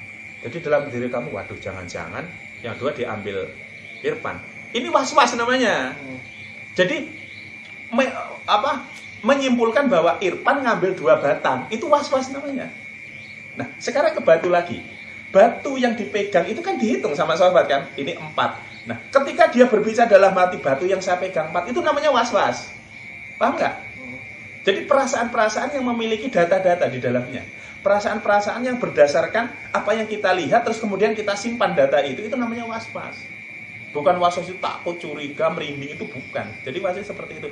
Nah, was-was inilah yang dibaca oleh khodam yang dimiliki oleh sahabat itu tadi. Jadi sahabat itu ngasih tahu, oh was-wasnya, oh dia ternyata di was-wasnya itu bilang ada 4. Maka dikasih tahu kepada sahabatnya 4 gitu. Akhirnya apa? Oh itu 4. Padahal sahabat itu nggak ngerti bahwa dia itu nebak, itu nggak ngerti. Tapi was-wasnya si sahabat yang punya batu itu dibaca oleh jinnya, dibaca oleh jin yang ada di dalam dirinya, kemudian dibisikkan kembali ke dia 4 gitu, jadinya 4, 9 jadi 4. Terus kemudian diuji lagi. Kemudian si sahabat ini ngambil batu nggak dihitung, ambil gitu aja, suruh nebak. Nah baru nggak bisa nebak. Coba tebak ada berapa? Nggak bisa dia nebak, karena apa? Ternyata was-wasnya tidak ada. Artinya dia tidak memiliki data sama sekali tentang apa yang dia pegang. Jadi tidak memiliki was-was. Akhirnya apa? Dibaca, oh iya nggak bisa dihitung. Nah ternyata khodam ini sudah ada dari zaman dulu, sudah ada. Terus ada nabi yang punya khodam paling banyak, siapa? Sulaiman. Nabi Sulaiman khodamnya banyak, tapi khodam sifat khodam Nabi Sulaiman bukan sebagai pembantu, tapi sebagai budak. Ini bedanya khodamnya Nabi Sulaiman dengan khodamnya orang zaman sekarang. Orang zaman sekarang malah khodamnya memperbudak yang punya. Kalau zaman Nabi Sulaiman yang memperbudak jin. Disebut jin yang membantu Sulaiman namanya khodam juga, membantu, tapi statusnya adalah budak yang sangat rendah. Statusnya itu rendah. Jin zaman itu rendah. Nah, ketika Nabi Sulaiman itu hendak wafat, dia mohon kepada Allah, ya Allah, aku mohon jangan ada kerajaan yang besar seperti kerajaanku saat ini setelahku. Termasuk apa? Termasuk kemampuan menguasai bangsa jin. Itu tidak bisa. Sehingga setelah wafatnya Nabi Sulaiman, maka Allah tidak pernah mendirikan, tidak pernah memberikan sebuah kerajaan yang sebesar Nabi Sulaiman ketika itu. Dan kemampuan-kemampuan tentang menguasai bangsa jin itu tidak pernah ada. Bahkan Rasulullah sendiri tidak diberi kemampuan itu. Asbab Rasulullah tahu karena asbab doa Sulaiman. Makanya dalam suatu riwayat, dalam hadis, ketika Rasulullah itu sedang sholat, itu ada setan mengganggu, ada jin mengganggu, kemudian dipegang, dicekek oleh Rasulullah. Apa kata Rasulullah? Kalau bukan karena doanya Nabi Sulaiman, gitu katanya. Kalau bukan karena doanya Nabi Sulaiman, udah dihajar jin ini, kemudian akan diikat di tiang, kemudian jadi tontonan gitu loh maksudnya. Rasulullah ketika mencekek jin yang mengganggu dia sholat ini, dia ingat doanya Nabi Sulaiman. Jangan sampai, maksudnya itu jangan sampai kehebatan Sulaiman itu ditiru di masa setelah dia akhirnya dilepas lagi. Ternyata Rasul itu begitu menghormati doanya Nabi Sulaiman. Wah, bagi Rasulullah kecil banget bagaimana? Nyanyi Nabi Sulaiman itu kecil, bagi saya itu hebat, Rasulullah itu hebat. Tapi enggak mau, Rasulullah itu sangat menghormati pendahulunya. Malah justru dibalik, ketika apa menurut kamu hebat nggak sih? Seluruh bangsa jin yang ada di muka bumi itu tunduk kepada Nabi Sulaiman, tunduk, nggak akan berani. Hebatnya Nabi Sulaiman menurut kamu? Enggak, hebatnya Nabi Muhammad. Kalau Nabi Muhammad, kalau Nabi Sulaiman itu ke bangsa jin, memperbudak bangsa jin, kalau Nabi Muhammad ke bangsa jin, yaitu berdakwah amar ma'ruf nahi mungkar, sehingga para jin ini memeluk Islam. Hebat mana? Hebat Rasulullah. Jadi jangan kamu pikir Nabi Sulaiman itu ya hebat karena tidak dimiliki, karena kersane Gusti Allah ya, karena kersane Gusti Allah sehingga para jin dari bangsa jin ini oleh Nabi Sulaiman bisa ditundukkan menjadi budak. Tapi di zaman Rasulullah tidak seperti zaman Nabi Sulaiman, justru malah karena wa ma khalaqtul jinna wal insa illa liya'budun, sehingga Rasulullah mengajarkan, menyampaikan wahyu-wahyu tentang kebenaran, tentang hari akhir, tentang kiamat, tentang surga, tentang neraka, tentang pahala, tentang dosa kepada manusia, sehingga di antara mereka ada mengambil jalan-jalan berbeda, yaitu ada yang muslim, ada yang kafir.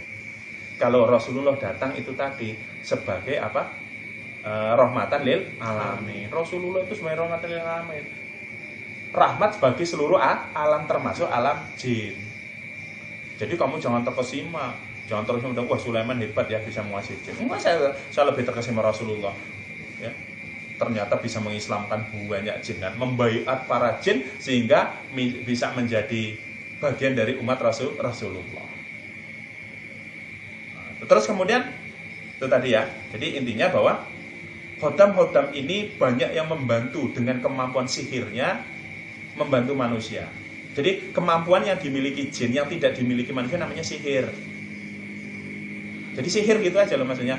Mengebalkan orang sihir, memindahkan barang sihir gitu kan. Terus kemudian nerawang gitu ya, bisa nerawang itu termasuk kemampuan sihir. Memisahkan seorang laki-laki perempuan sihir. Memberikan menyakiti seseorang dengan bantuan jin namanya sihir juga. Jadi bantuan-bantuan disebut dengan sihir. Nah, terus kemudian tentang masalah mengislamkan korin. Ada orang bahwa mengislamkan korin, bahwa berarti kalau orang itu sudah bisa mengislamkan korinnya berarti orangnya akan baik terus. Enggak. Karena apa? Ingat tadi, korinnya dari masa jin kan banyak. Emang yang diislamkan berapa? Pernah kita tuh didatangi ya, ada orang royong-royong datang ke sini pengen ngislamin korinnya. Jadi nanya ke saya, gimana Pak caranya saya pengen mengislamkan korin saya? Saya cuma mikir, orang kok fantasinya tinggi amat gitu kan. Tinggi bener fantasinya, yaitu ingin mengislamkan korinnya. Ya saya tanya balik, Mas, sampean sudah Islam belum? Maksudnya Pak gimana?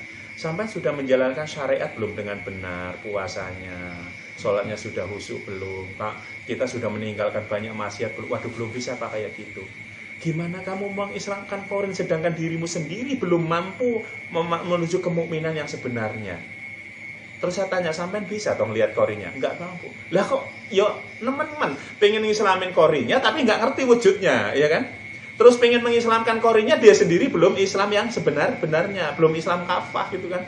Kan yo aneh toh. Makanya ketika saya tanya lagi itu, Mas, lu gimana bisa sampean satu nggak bisa ngelihat korin, yang kedua sampean belum bisa menjalankan syariat hakikat dengan benar, gimana mengislamkan? Padahal syarat untuk mengislamkan korin walaupun tidak ada catatannya, kamu harus Islam dulu.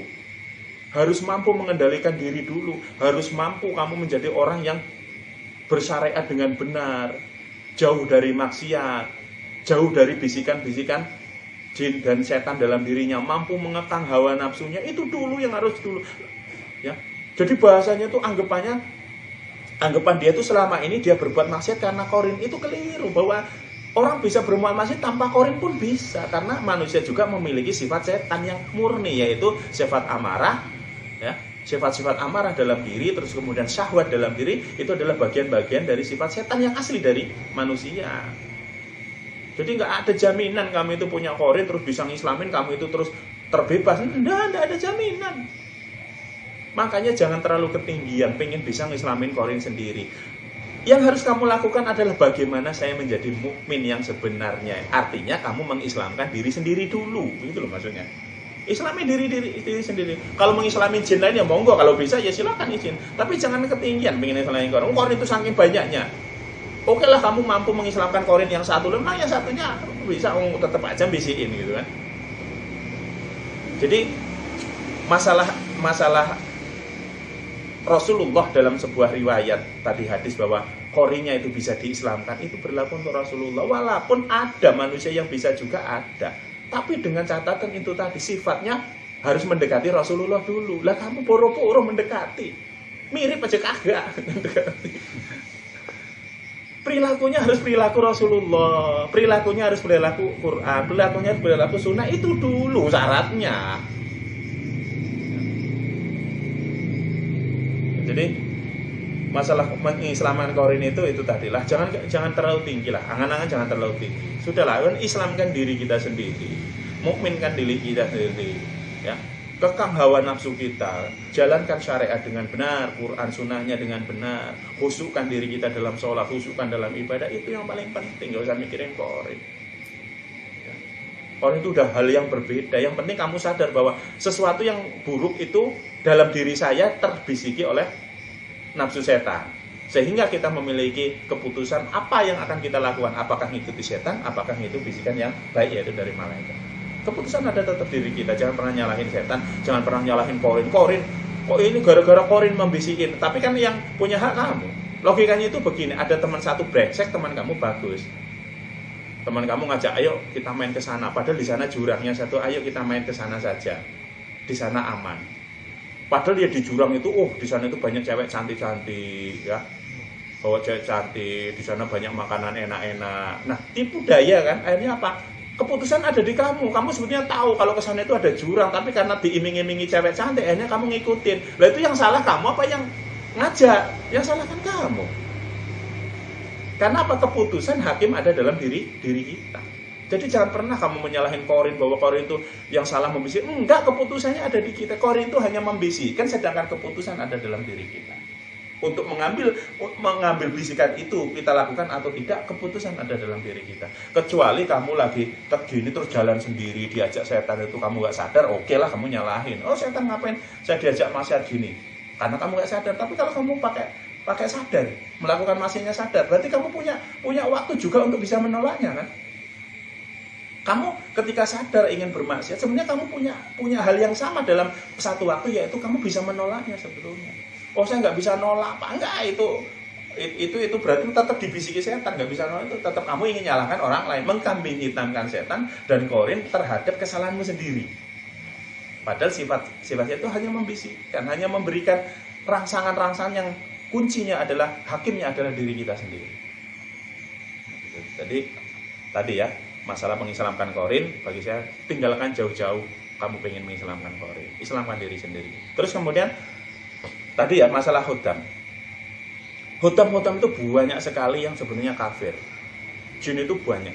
Jin itu sehebat-hebatnya jin ngaku muslim, tapi memiliki sifat dasar yaitu membangkang. Sifat dasar jin adalah membangkang, yaitu yang memiliki gen dari nenek moyangnya yaitu iblis. Sedangkan manusia membangkang tapi memiliki sifat dasarnya adalah tunduk yaitu Adam. Jadi sebaik-baik manusia itu juga memiliki masih banyak salahnya. Semuslim-muslimnya, se-Islam-Islamnya orang Islam itu juga masih mau melakukan kesalahan. Lalu bagaimana dengan jin? Se-Islam-Islamnya jin pun sama dengan manusia, masih bisa berbohong, munafik, ya kan? Masih bisa. Jadi ketika manusia bisa melakukan kesalahan, jin lebih bisa melakukan itu. Sehingga kadang karena kita ini tertipu dengan para jin yang mengaku-ngaku yang muslim lah, jin ini jin Islam lah dan sebagainya, sebenarnya kita itu tertipu secara halus sekali.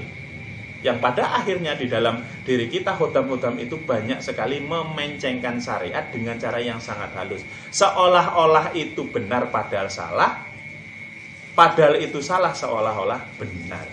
Mengkaburkan. Ini banyak yang sudah terjadi. Terus kemudian apa resikonya memiliki hudam? Ingat di dalam salah satu tadi riwayat menyebutkan setan juga akan ikut makan, ikut minum, ikut tidur dan sebagainya. Bagaimana hodam-hodam yang kita miliki? Misalkan kita punya hodam, kamu punya hodam. Bayangin kalau kamu punya istri, oke ya? Kamu punya ilmu kebal, wah nggak mempan baca, merasa hebat lah diri kamu. Ketika kamu tidur, kamu bersenggama dengan istri kamu, hodam kamu ngikuti menggauli istri kamu. Sadar nggak? Kamu nggak sadar. Karena itu bagian mereka. Sekarang saya tanya, kalau ada hodam di dalam diri kamu, kamu membantu kamu menjadi kebal, menjadi hebat dan sebagainya. Terus yang didapatkan hodam apa? Kamu mendapat bantuan dari para jin dengan kehebatan mereka, kamu dapat itu kan? Nah sekarang jinnya dapat apa dari kamu? Kita nggak sadar dapat apa. Cuma dikasih dupa, dikasih minyak, mereka nggak mau. Dikasih minyak itu apa? Itu hal yang kecil. Tidak sebanding dengan perbuatan jin yang memberikan keistimewaan kepada manusia. Kebal baca cuma dikasih minyak toh. Pak jin, cuma minyak wangi harga 15.000 diganti dengan kekebalan. Ya kan? Nggak sebanding. Padahal kalau kamu tergores, bawa rumah sakit bisa jutaan kan? Itu hanya ditukar dengan minyak wangi mungkin mahal-mahal harganya 60.000. Jin itu yang mikir loh, hitung-hitungan. Hodam itu yang mikir, hitung-hitungan. Masa saya cuma dibayar dengan sebuah minyak wangi, sebuah dupa, hanya sebuah ini saja harus membantu manusia begitu luar biasanya. Nggak fair, nggak adil bagi jin itu nggak adil. Akhirnya apa? Ya harus ngikut. Ketika kamu makan, dia juga ikut makan yang kamu makan. Ketika dia berpakaian, dia pakaian. Nah yang ini yang jadi masalah. Ketika tidur, dia ikut tidur. Ketika kamu itu punya istri bersenggama, dia juga ngikut. Kamu nggak sadar. Ya kalau dia kelihatan sama kamu, oh kamu ngikut gitu ya, mungkin disikut gitu ya. Ini banyak yang terjadi yang tanpa benar disadari. Karena apa? Jin itu juga punya nafsu birahi. Jin itu juga punya syahwat. Ini yang harus benar-benar apa ya, harus kita harus benar-benar hati-hati di satu ini. Kita tuh bayangan kita ya, jangankan kok ya, wong istri kita itu SMS-an dengan laki lain gitu ya, itu kadang kita bisa cemburu luar biasa. Coba kamu bisa melihat istri kamu disenggamain oleh jin hodam kamu, ya mungkin kamu ngamuk, ya dilalah kamu itu dibutakan matanya oleh dia, jangan sampai ngelihat. Ya masa dia cuma dibayar, kamu enak-enak tak kasih kebal, ya saya juga kamu wik-wik sama istri, saya juga ngikut sama-sama enaknya kan, kayak gitu kan. Ada juga jin-jin begini, ada juga jin. Terus itu kalau hodamnya perempuan, dia jadi sebaliknya, jadi posisinya seperti istri kamu. Kamu bersenggama dengan istri kamu. Kalau hodamnya perempuan, dalam satu waktu kamu itu mensenggamai istrimu sekaligus mensenggamai hodammu. Jangan heran nanti kamu di dunia gaib punya anak. Ya, karena hodamnya perempuan kan. Hodamnya perempuan. Hodamnya nyiblorong misalkan. Hodamnya nyiblorong. Padahal kamu nggak pernah ngapa-ngapain sama nyiblorong gitu-gini. Barang kamu sudah tua, didatengin ular bahwa ngaku bahwa iki anakmu. Gitu kan? Dari mana? Kapan saya wik-wik sama nyiblorong? Dia nggak sadar ketika dia wik sama istrinya, nyiblorong juga ikut turut campur di situ. Sperma yang dikeluarkan dalam bentuk wujud itu menjadi bayi anak dari kita, yang dalam bentuk gaibnya menjadi anak dari bangsa jin. Ini yang banyak nggak disadari. Makanya itu sebenarnya hati-hati masalah hodam itu benar-benar saya kaji berulang-ulang tentang maksudnya itu dari hal yang sepele. Masa si jin itu mau dibayar hanya dengan minyak, mau hanya dibayar dengan minyak wangi, dengan bunga, dengan itu, kok kayaknya terlalu murah banget gitu. Saya pasti ada sesuatu yang bagi saya itu pasti sangat mahal akan dibayar oleh jin itu ternyata. Dan yang paling lebih mahal lagi adalah apa? Yaitu kemusyrikan.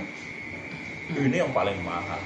Sampai ada hodam yang mampu menyeret seseorang itu menjadi musyrik, maka itu adalah kemenangan terbesar bagi para hodam. Dari hal yang kecil dulu diajak maksiat. Maksiat dulu. Ya biasanya kalau cowok gitu ya, laki-laki lah, entah punya istri atau belum punya istri, punya hodam gitu ya, punya kesaktian, punya ini, ya akan dipancing-pancing syahwatnya perempuan dan sebagainya. Itu hal biasa kayak gitu. Pertama mungkin dipancing dengan uang, diberi kemudahan, jin ini pintar melakukan ini agar dia cepat gampang dapat uang, habis dapat uang nanti terus berjenjang sampai bagaimana caranya si orang yang punya hodam ini akan masuk ke dalam jurang maksiat. Oh tapi hodam saya ini wali pak, hodam ini lah gombal. Saya itu ada hodam katanya Islam itu, saya itu dunia perhodaman bukannya apa-apa ya, bukannya saya sombong punya, saya itu ngerti banyak, itu bukan. Saya itu pelajari dari dulu, saya itu banyak kejanggalan mas, itu pikiran saya itu dulu nggak bisa tidur, janggal dengan masalah hodam itu, janggal banget.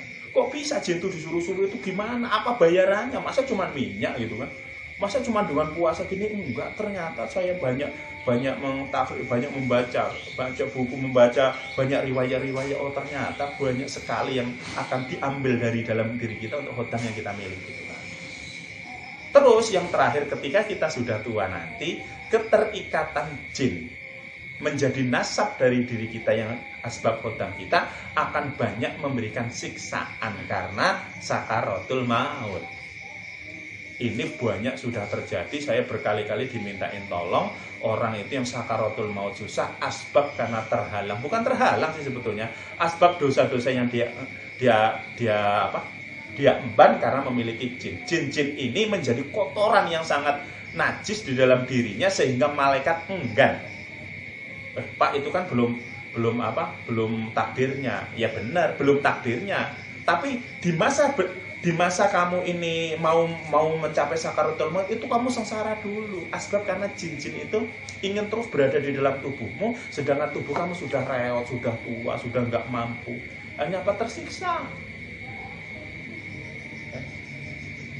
Saya tuh ya mungkin sering dulu saya ikut pernah ya ngobatin orang itu kan yang sudah tua nggak bisa ngapa-ngapain kan, asbab dia punya pusaka ya kan. Jadi khotam juga salah satunya itu karena asbab pusaka. Orang punya pusaka yang pusaka itu ada ada isinya lah ya. Nggak semua pusaka ada isinya loh ya. Contoh kayak keris, nggak semua keris itu ada isinya, enggak. Kayak keris untuk pengantin gitu masa ada isinya gitu kan, enggak. Maksudnya benda-benda yang kita anggap pusaka yang memiliki tuah, di dalamnya kamu yakin ada hodamnya, yang kamu agem setiap saat, maka itu bisa menjadi pendampingmu juga. Jadi hodam itu bisa yang nanti menjadi penyakit ketika kamu sakaratul maut itu yang dari 4 itu tadi, dan plus yang ada di pusaka-pusaka yang kita miliki. Jadi yang akan terasa itu nanti ketika sudah tua. Jadi saya ketemu banyak masalah orang-orang yang sakaratul mautnya kesulitan itu karena sudah tua. Ketika ditanya ke belakangnya itu masalah ilmu mulai dari pusaka, bahkan dari ada yang hal sepele loh. Dia itu cuma mempelajari ilmu mantra Jawa kuno itu toh. Itu bisa jadi. Terus kemudian yang batu dulu kan batu ya, ada yang megang batu, ada yang megang jimat-jimat itu banyak. Ya sampai kita lebur itu kan. Ada yang sudah sakaratul maut itu sudah sampai diselang gitu ya, banyak enggak mati-mati. Saya ngeliat waduh di perutnya itu nongkrong, di perutnya itu jinnya itu nongkrong, nggak mau dia pergi. Diikat, maksudnya banyak itu terikat. Ya ini yang bagi kita itu kenapa harus hati-hati. Terus bolehkah kita memiliki hodam? Yang kan jadi pertanyaan kan itu, boleh nggak sih Pak memiliki hodam? Bagi saya ya boleh. Bagi saya loh ya, jangan ulama. Bagi saya boleh. Tapi asal kamu sudah memiliki kemampuan mengontrol diri kamu dulu sendiri. Kamu sudah termasuk orang yang sabar. Kamu sudah orang yang qanaah. Kamu yang mampu mengontrol syahwat kamu yang sudah mampu mengontrol amarahmu. Kamu mampu mengontrol riakmu, ujubmu kamu kontrol, sehingga kamu sadar dengan ada yang ada dalam diri kamu, sehingga kamu itu ketika berkaitan dengan hodam dalam diri kamu tidak ada keterikatan. Yang asbab terjadi kamu dengan adalah sama-sama amar ma'ruf nahi mungkar. Ini yang sulit, sangat sulit untuk bisa seperti ini, sangat sulit. Jadi bagi saya boleh nggak punya hodam? Boleh. Kalau kamu cuma pengen sakti beli ilmu banyak, hodam banyak, terserah kamu. Tapi kalau kamu pengen benar-benar nanti menjadi orang yang punya hodam, yang hodamnya itu benar-benar tunduk asbab karena Allah, bukan tunduk asbab karena ingin mengambil keuntungan dari kita. Asbab dia mau disuruh kita karena asbab amar ma'ruf nahi mungkar, bukan asbab karena minta ingin bayaran, karena pengen dapat makanan gratis, karena pengen kelon dengan istri kita, itu bukan itu. Jadi ingat ya, tidak ada yang gratis dari sesosok khodam loh ya. Ingat, tidak ada yang gratis dari sosok khodam yang kita miliki. Semua itu pasti minta imbal balik. Kamu sendiri nggak mungkin disuruh kerja nggak dibayar, kasarannya ngomong. Disuruh ini, disuruh itu, berundel orang karu-karuan. Apalagi jin.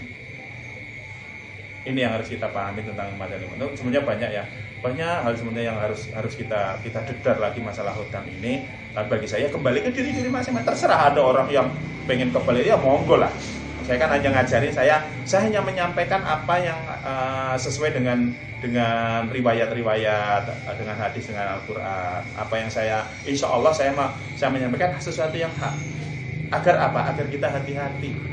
Agar Anda semua itu hati-hati itu masalah jin itu harus benar-benar hati-hati. Yang paling utama yang harus kamu gembleng adalah diri kita sendiri. Jangan terburu-buru pengen punya ambisi, ingin punya khodam ini, khodam itu, punya hal-hal goib. Goibnya diri kamu sendiri, pahami itu tadi. Kamu mengolah pikiranmu saja kesulitan, ya kan? Mengontrol pikiranmu saja sangat kesulitan. Sedangkan jin, setan itu, bahkan khodam yang kamu anggap kamu itu adalah khodam Islam dan sebagainya, itu bisa lebih halus lagi untuk mengajak kesesatan dalam diri kamu. Makanya pentingnya memahami kegaiban dalam diri sendiri sebelum kamu memahami kegaiban-kegaiban yang lain. Agar apa? Itulah dari sikap hati-hati kita. Ya, jadi saya di sini nggak mau nyalain orang ya. Kalau ada orang yang percaya, monggo. Tadi ada orang percaya punya khodam malaikat, ya monggo, terserah pemahaman dia, meyakini ya monggo aja. Kalau saya pribadi nggak. Terus masalah khodam tadi, khodam itu baik gini ya, terserah lah ya. Anda mau ngomong khodam Anda baik ya monggo aja. Kalau bagi saya itu tadi. Ya, kalau saya tuh pengen belajar ilmu itu saya nggak tanggung-tanggung, tak buajari itu sampai itu. Kadang banyak kejanggalan gitu. Saya mau mempelajari karena janggal. Oh, kok bisa kayak gini? Apa itu saya cari jawabannya, saya cari. Kenapa bisa ini ya? Jawabannya saya tahu terus begitu. Sampai ketemu, sampai saya itu sampai paham masalah-masalah ini, sampai itu setiap ada kejanggalan itu saya cari. Kadang Quran tuh bolak-balik, di tafsir itu dibolak-balik. Apa ya maksudnya itu? Kadang nggak bisa tidur. Apa ya maksudnya itu tuh? Itu kadang kenapa ya jin begini tuh Mas? Itu kadang terngiang-ngiang gitu. Kadang bisa 1 bulan baru ketemu jawabannya. Kadang saya batin, ya Allah saya tuh pengen ya punya pemahaman tentang ini tuh, tapi kitab apa yang harus saya cari, buku apa yang harus itu. Kadang janggal dalam diri itu, kadang itu tadi nggak bisa tidur asbab mikirin kayak gini gitu maksudnya. Terus rahasianya jin itu karo bohong itu gimana ya? Itu kadang saya mikir, itu jin biar tahu saya tuh dia tuh bohong itu gimana gitu ya. Jin itu cara bohonginya gimana? Itu kadang nggak sambil tidur tak pikir, kadang tak cari di riwayat itu, kadangnya nggak ketemu juga, nggak ketemu itu apa gitu. Tapi saya mohon ya Allah, masa sih kayak gini masa kayak gini tuh manusia nggak bisa paham. Tapi lama-lama nanti nggak tahu, nggak sengaja nemu tahapan tadi, nggak di hadis qudsi tadi apa ketemu, loh ini jawabannya gitu, ketemu kadang biasanya. Itu tadi tetap Allah yang ngasih, itu Allah ngasih jawabannya.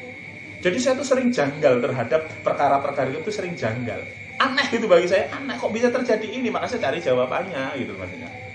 Saya tuh nggak terpesona dengan gaib itu, nggak langsung terpesona. Saya janggalin dulu, kok bisa gini, ini gimana cara kerjanya.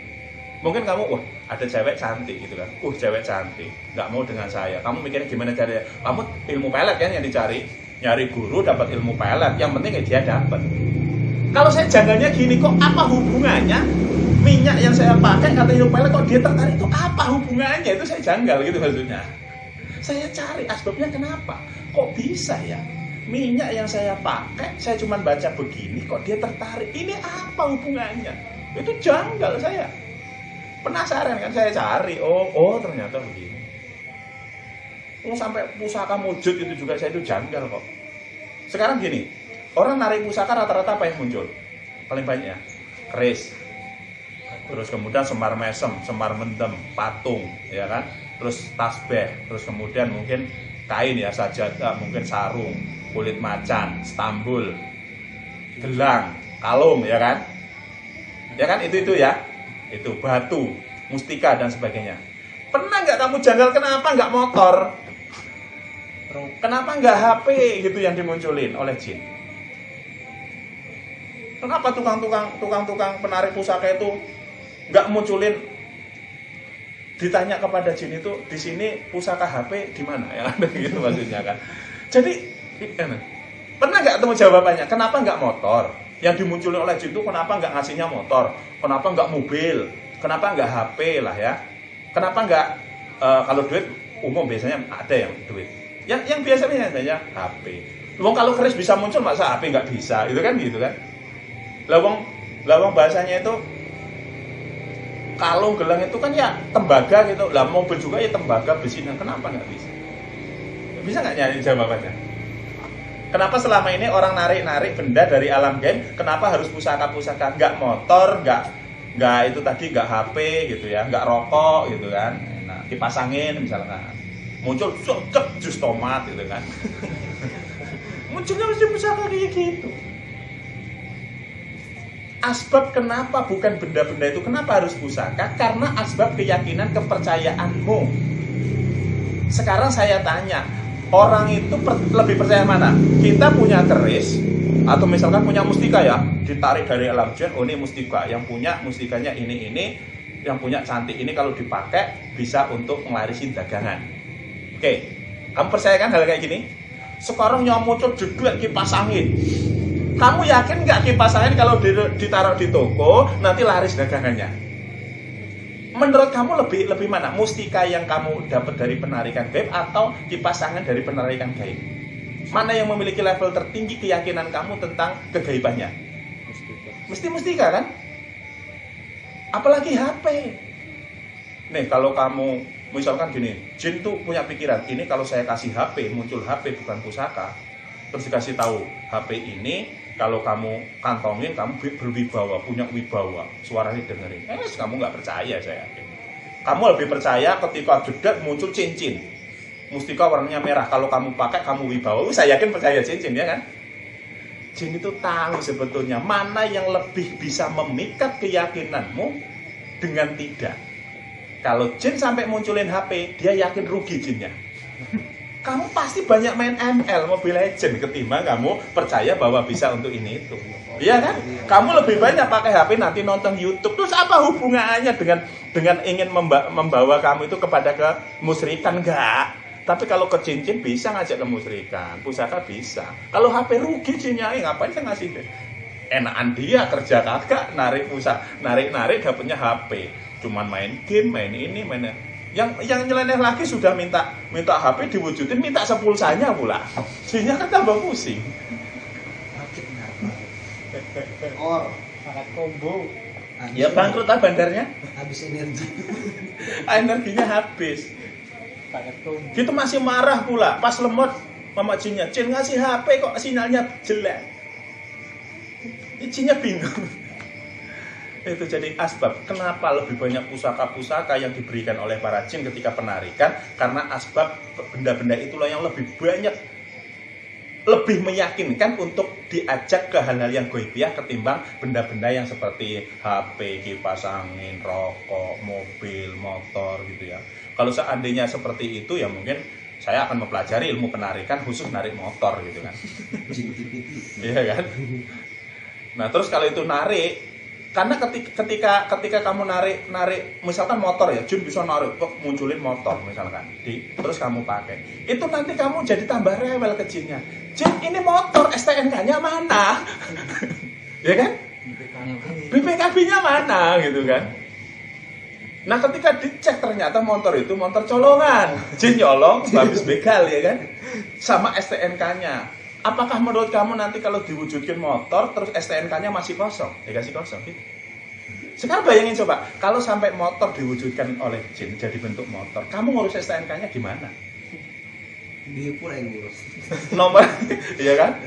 Bisa jadi jin, waduh saya ini punya majikan tukang narik, dia minta motor, bingung kan jinnya, nyari keliling. Dilalah pas mari-mari depan, waduh ada motor beat, gasa aja, ilangin sama jin, wujudin dek gitu.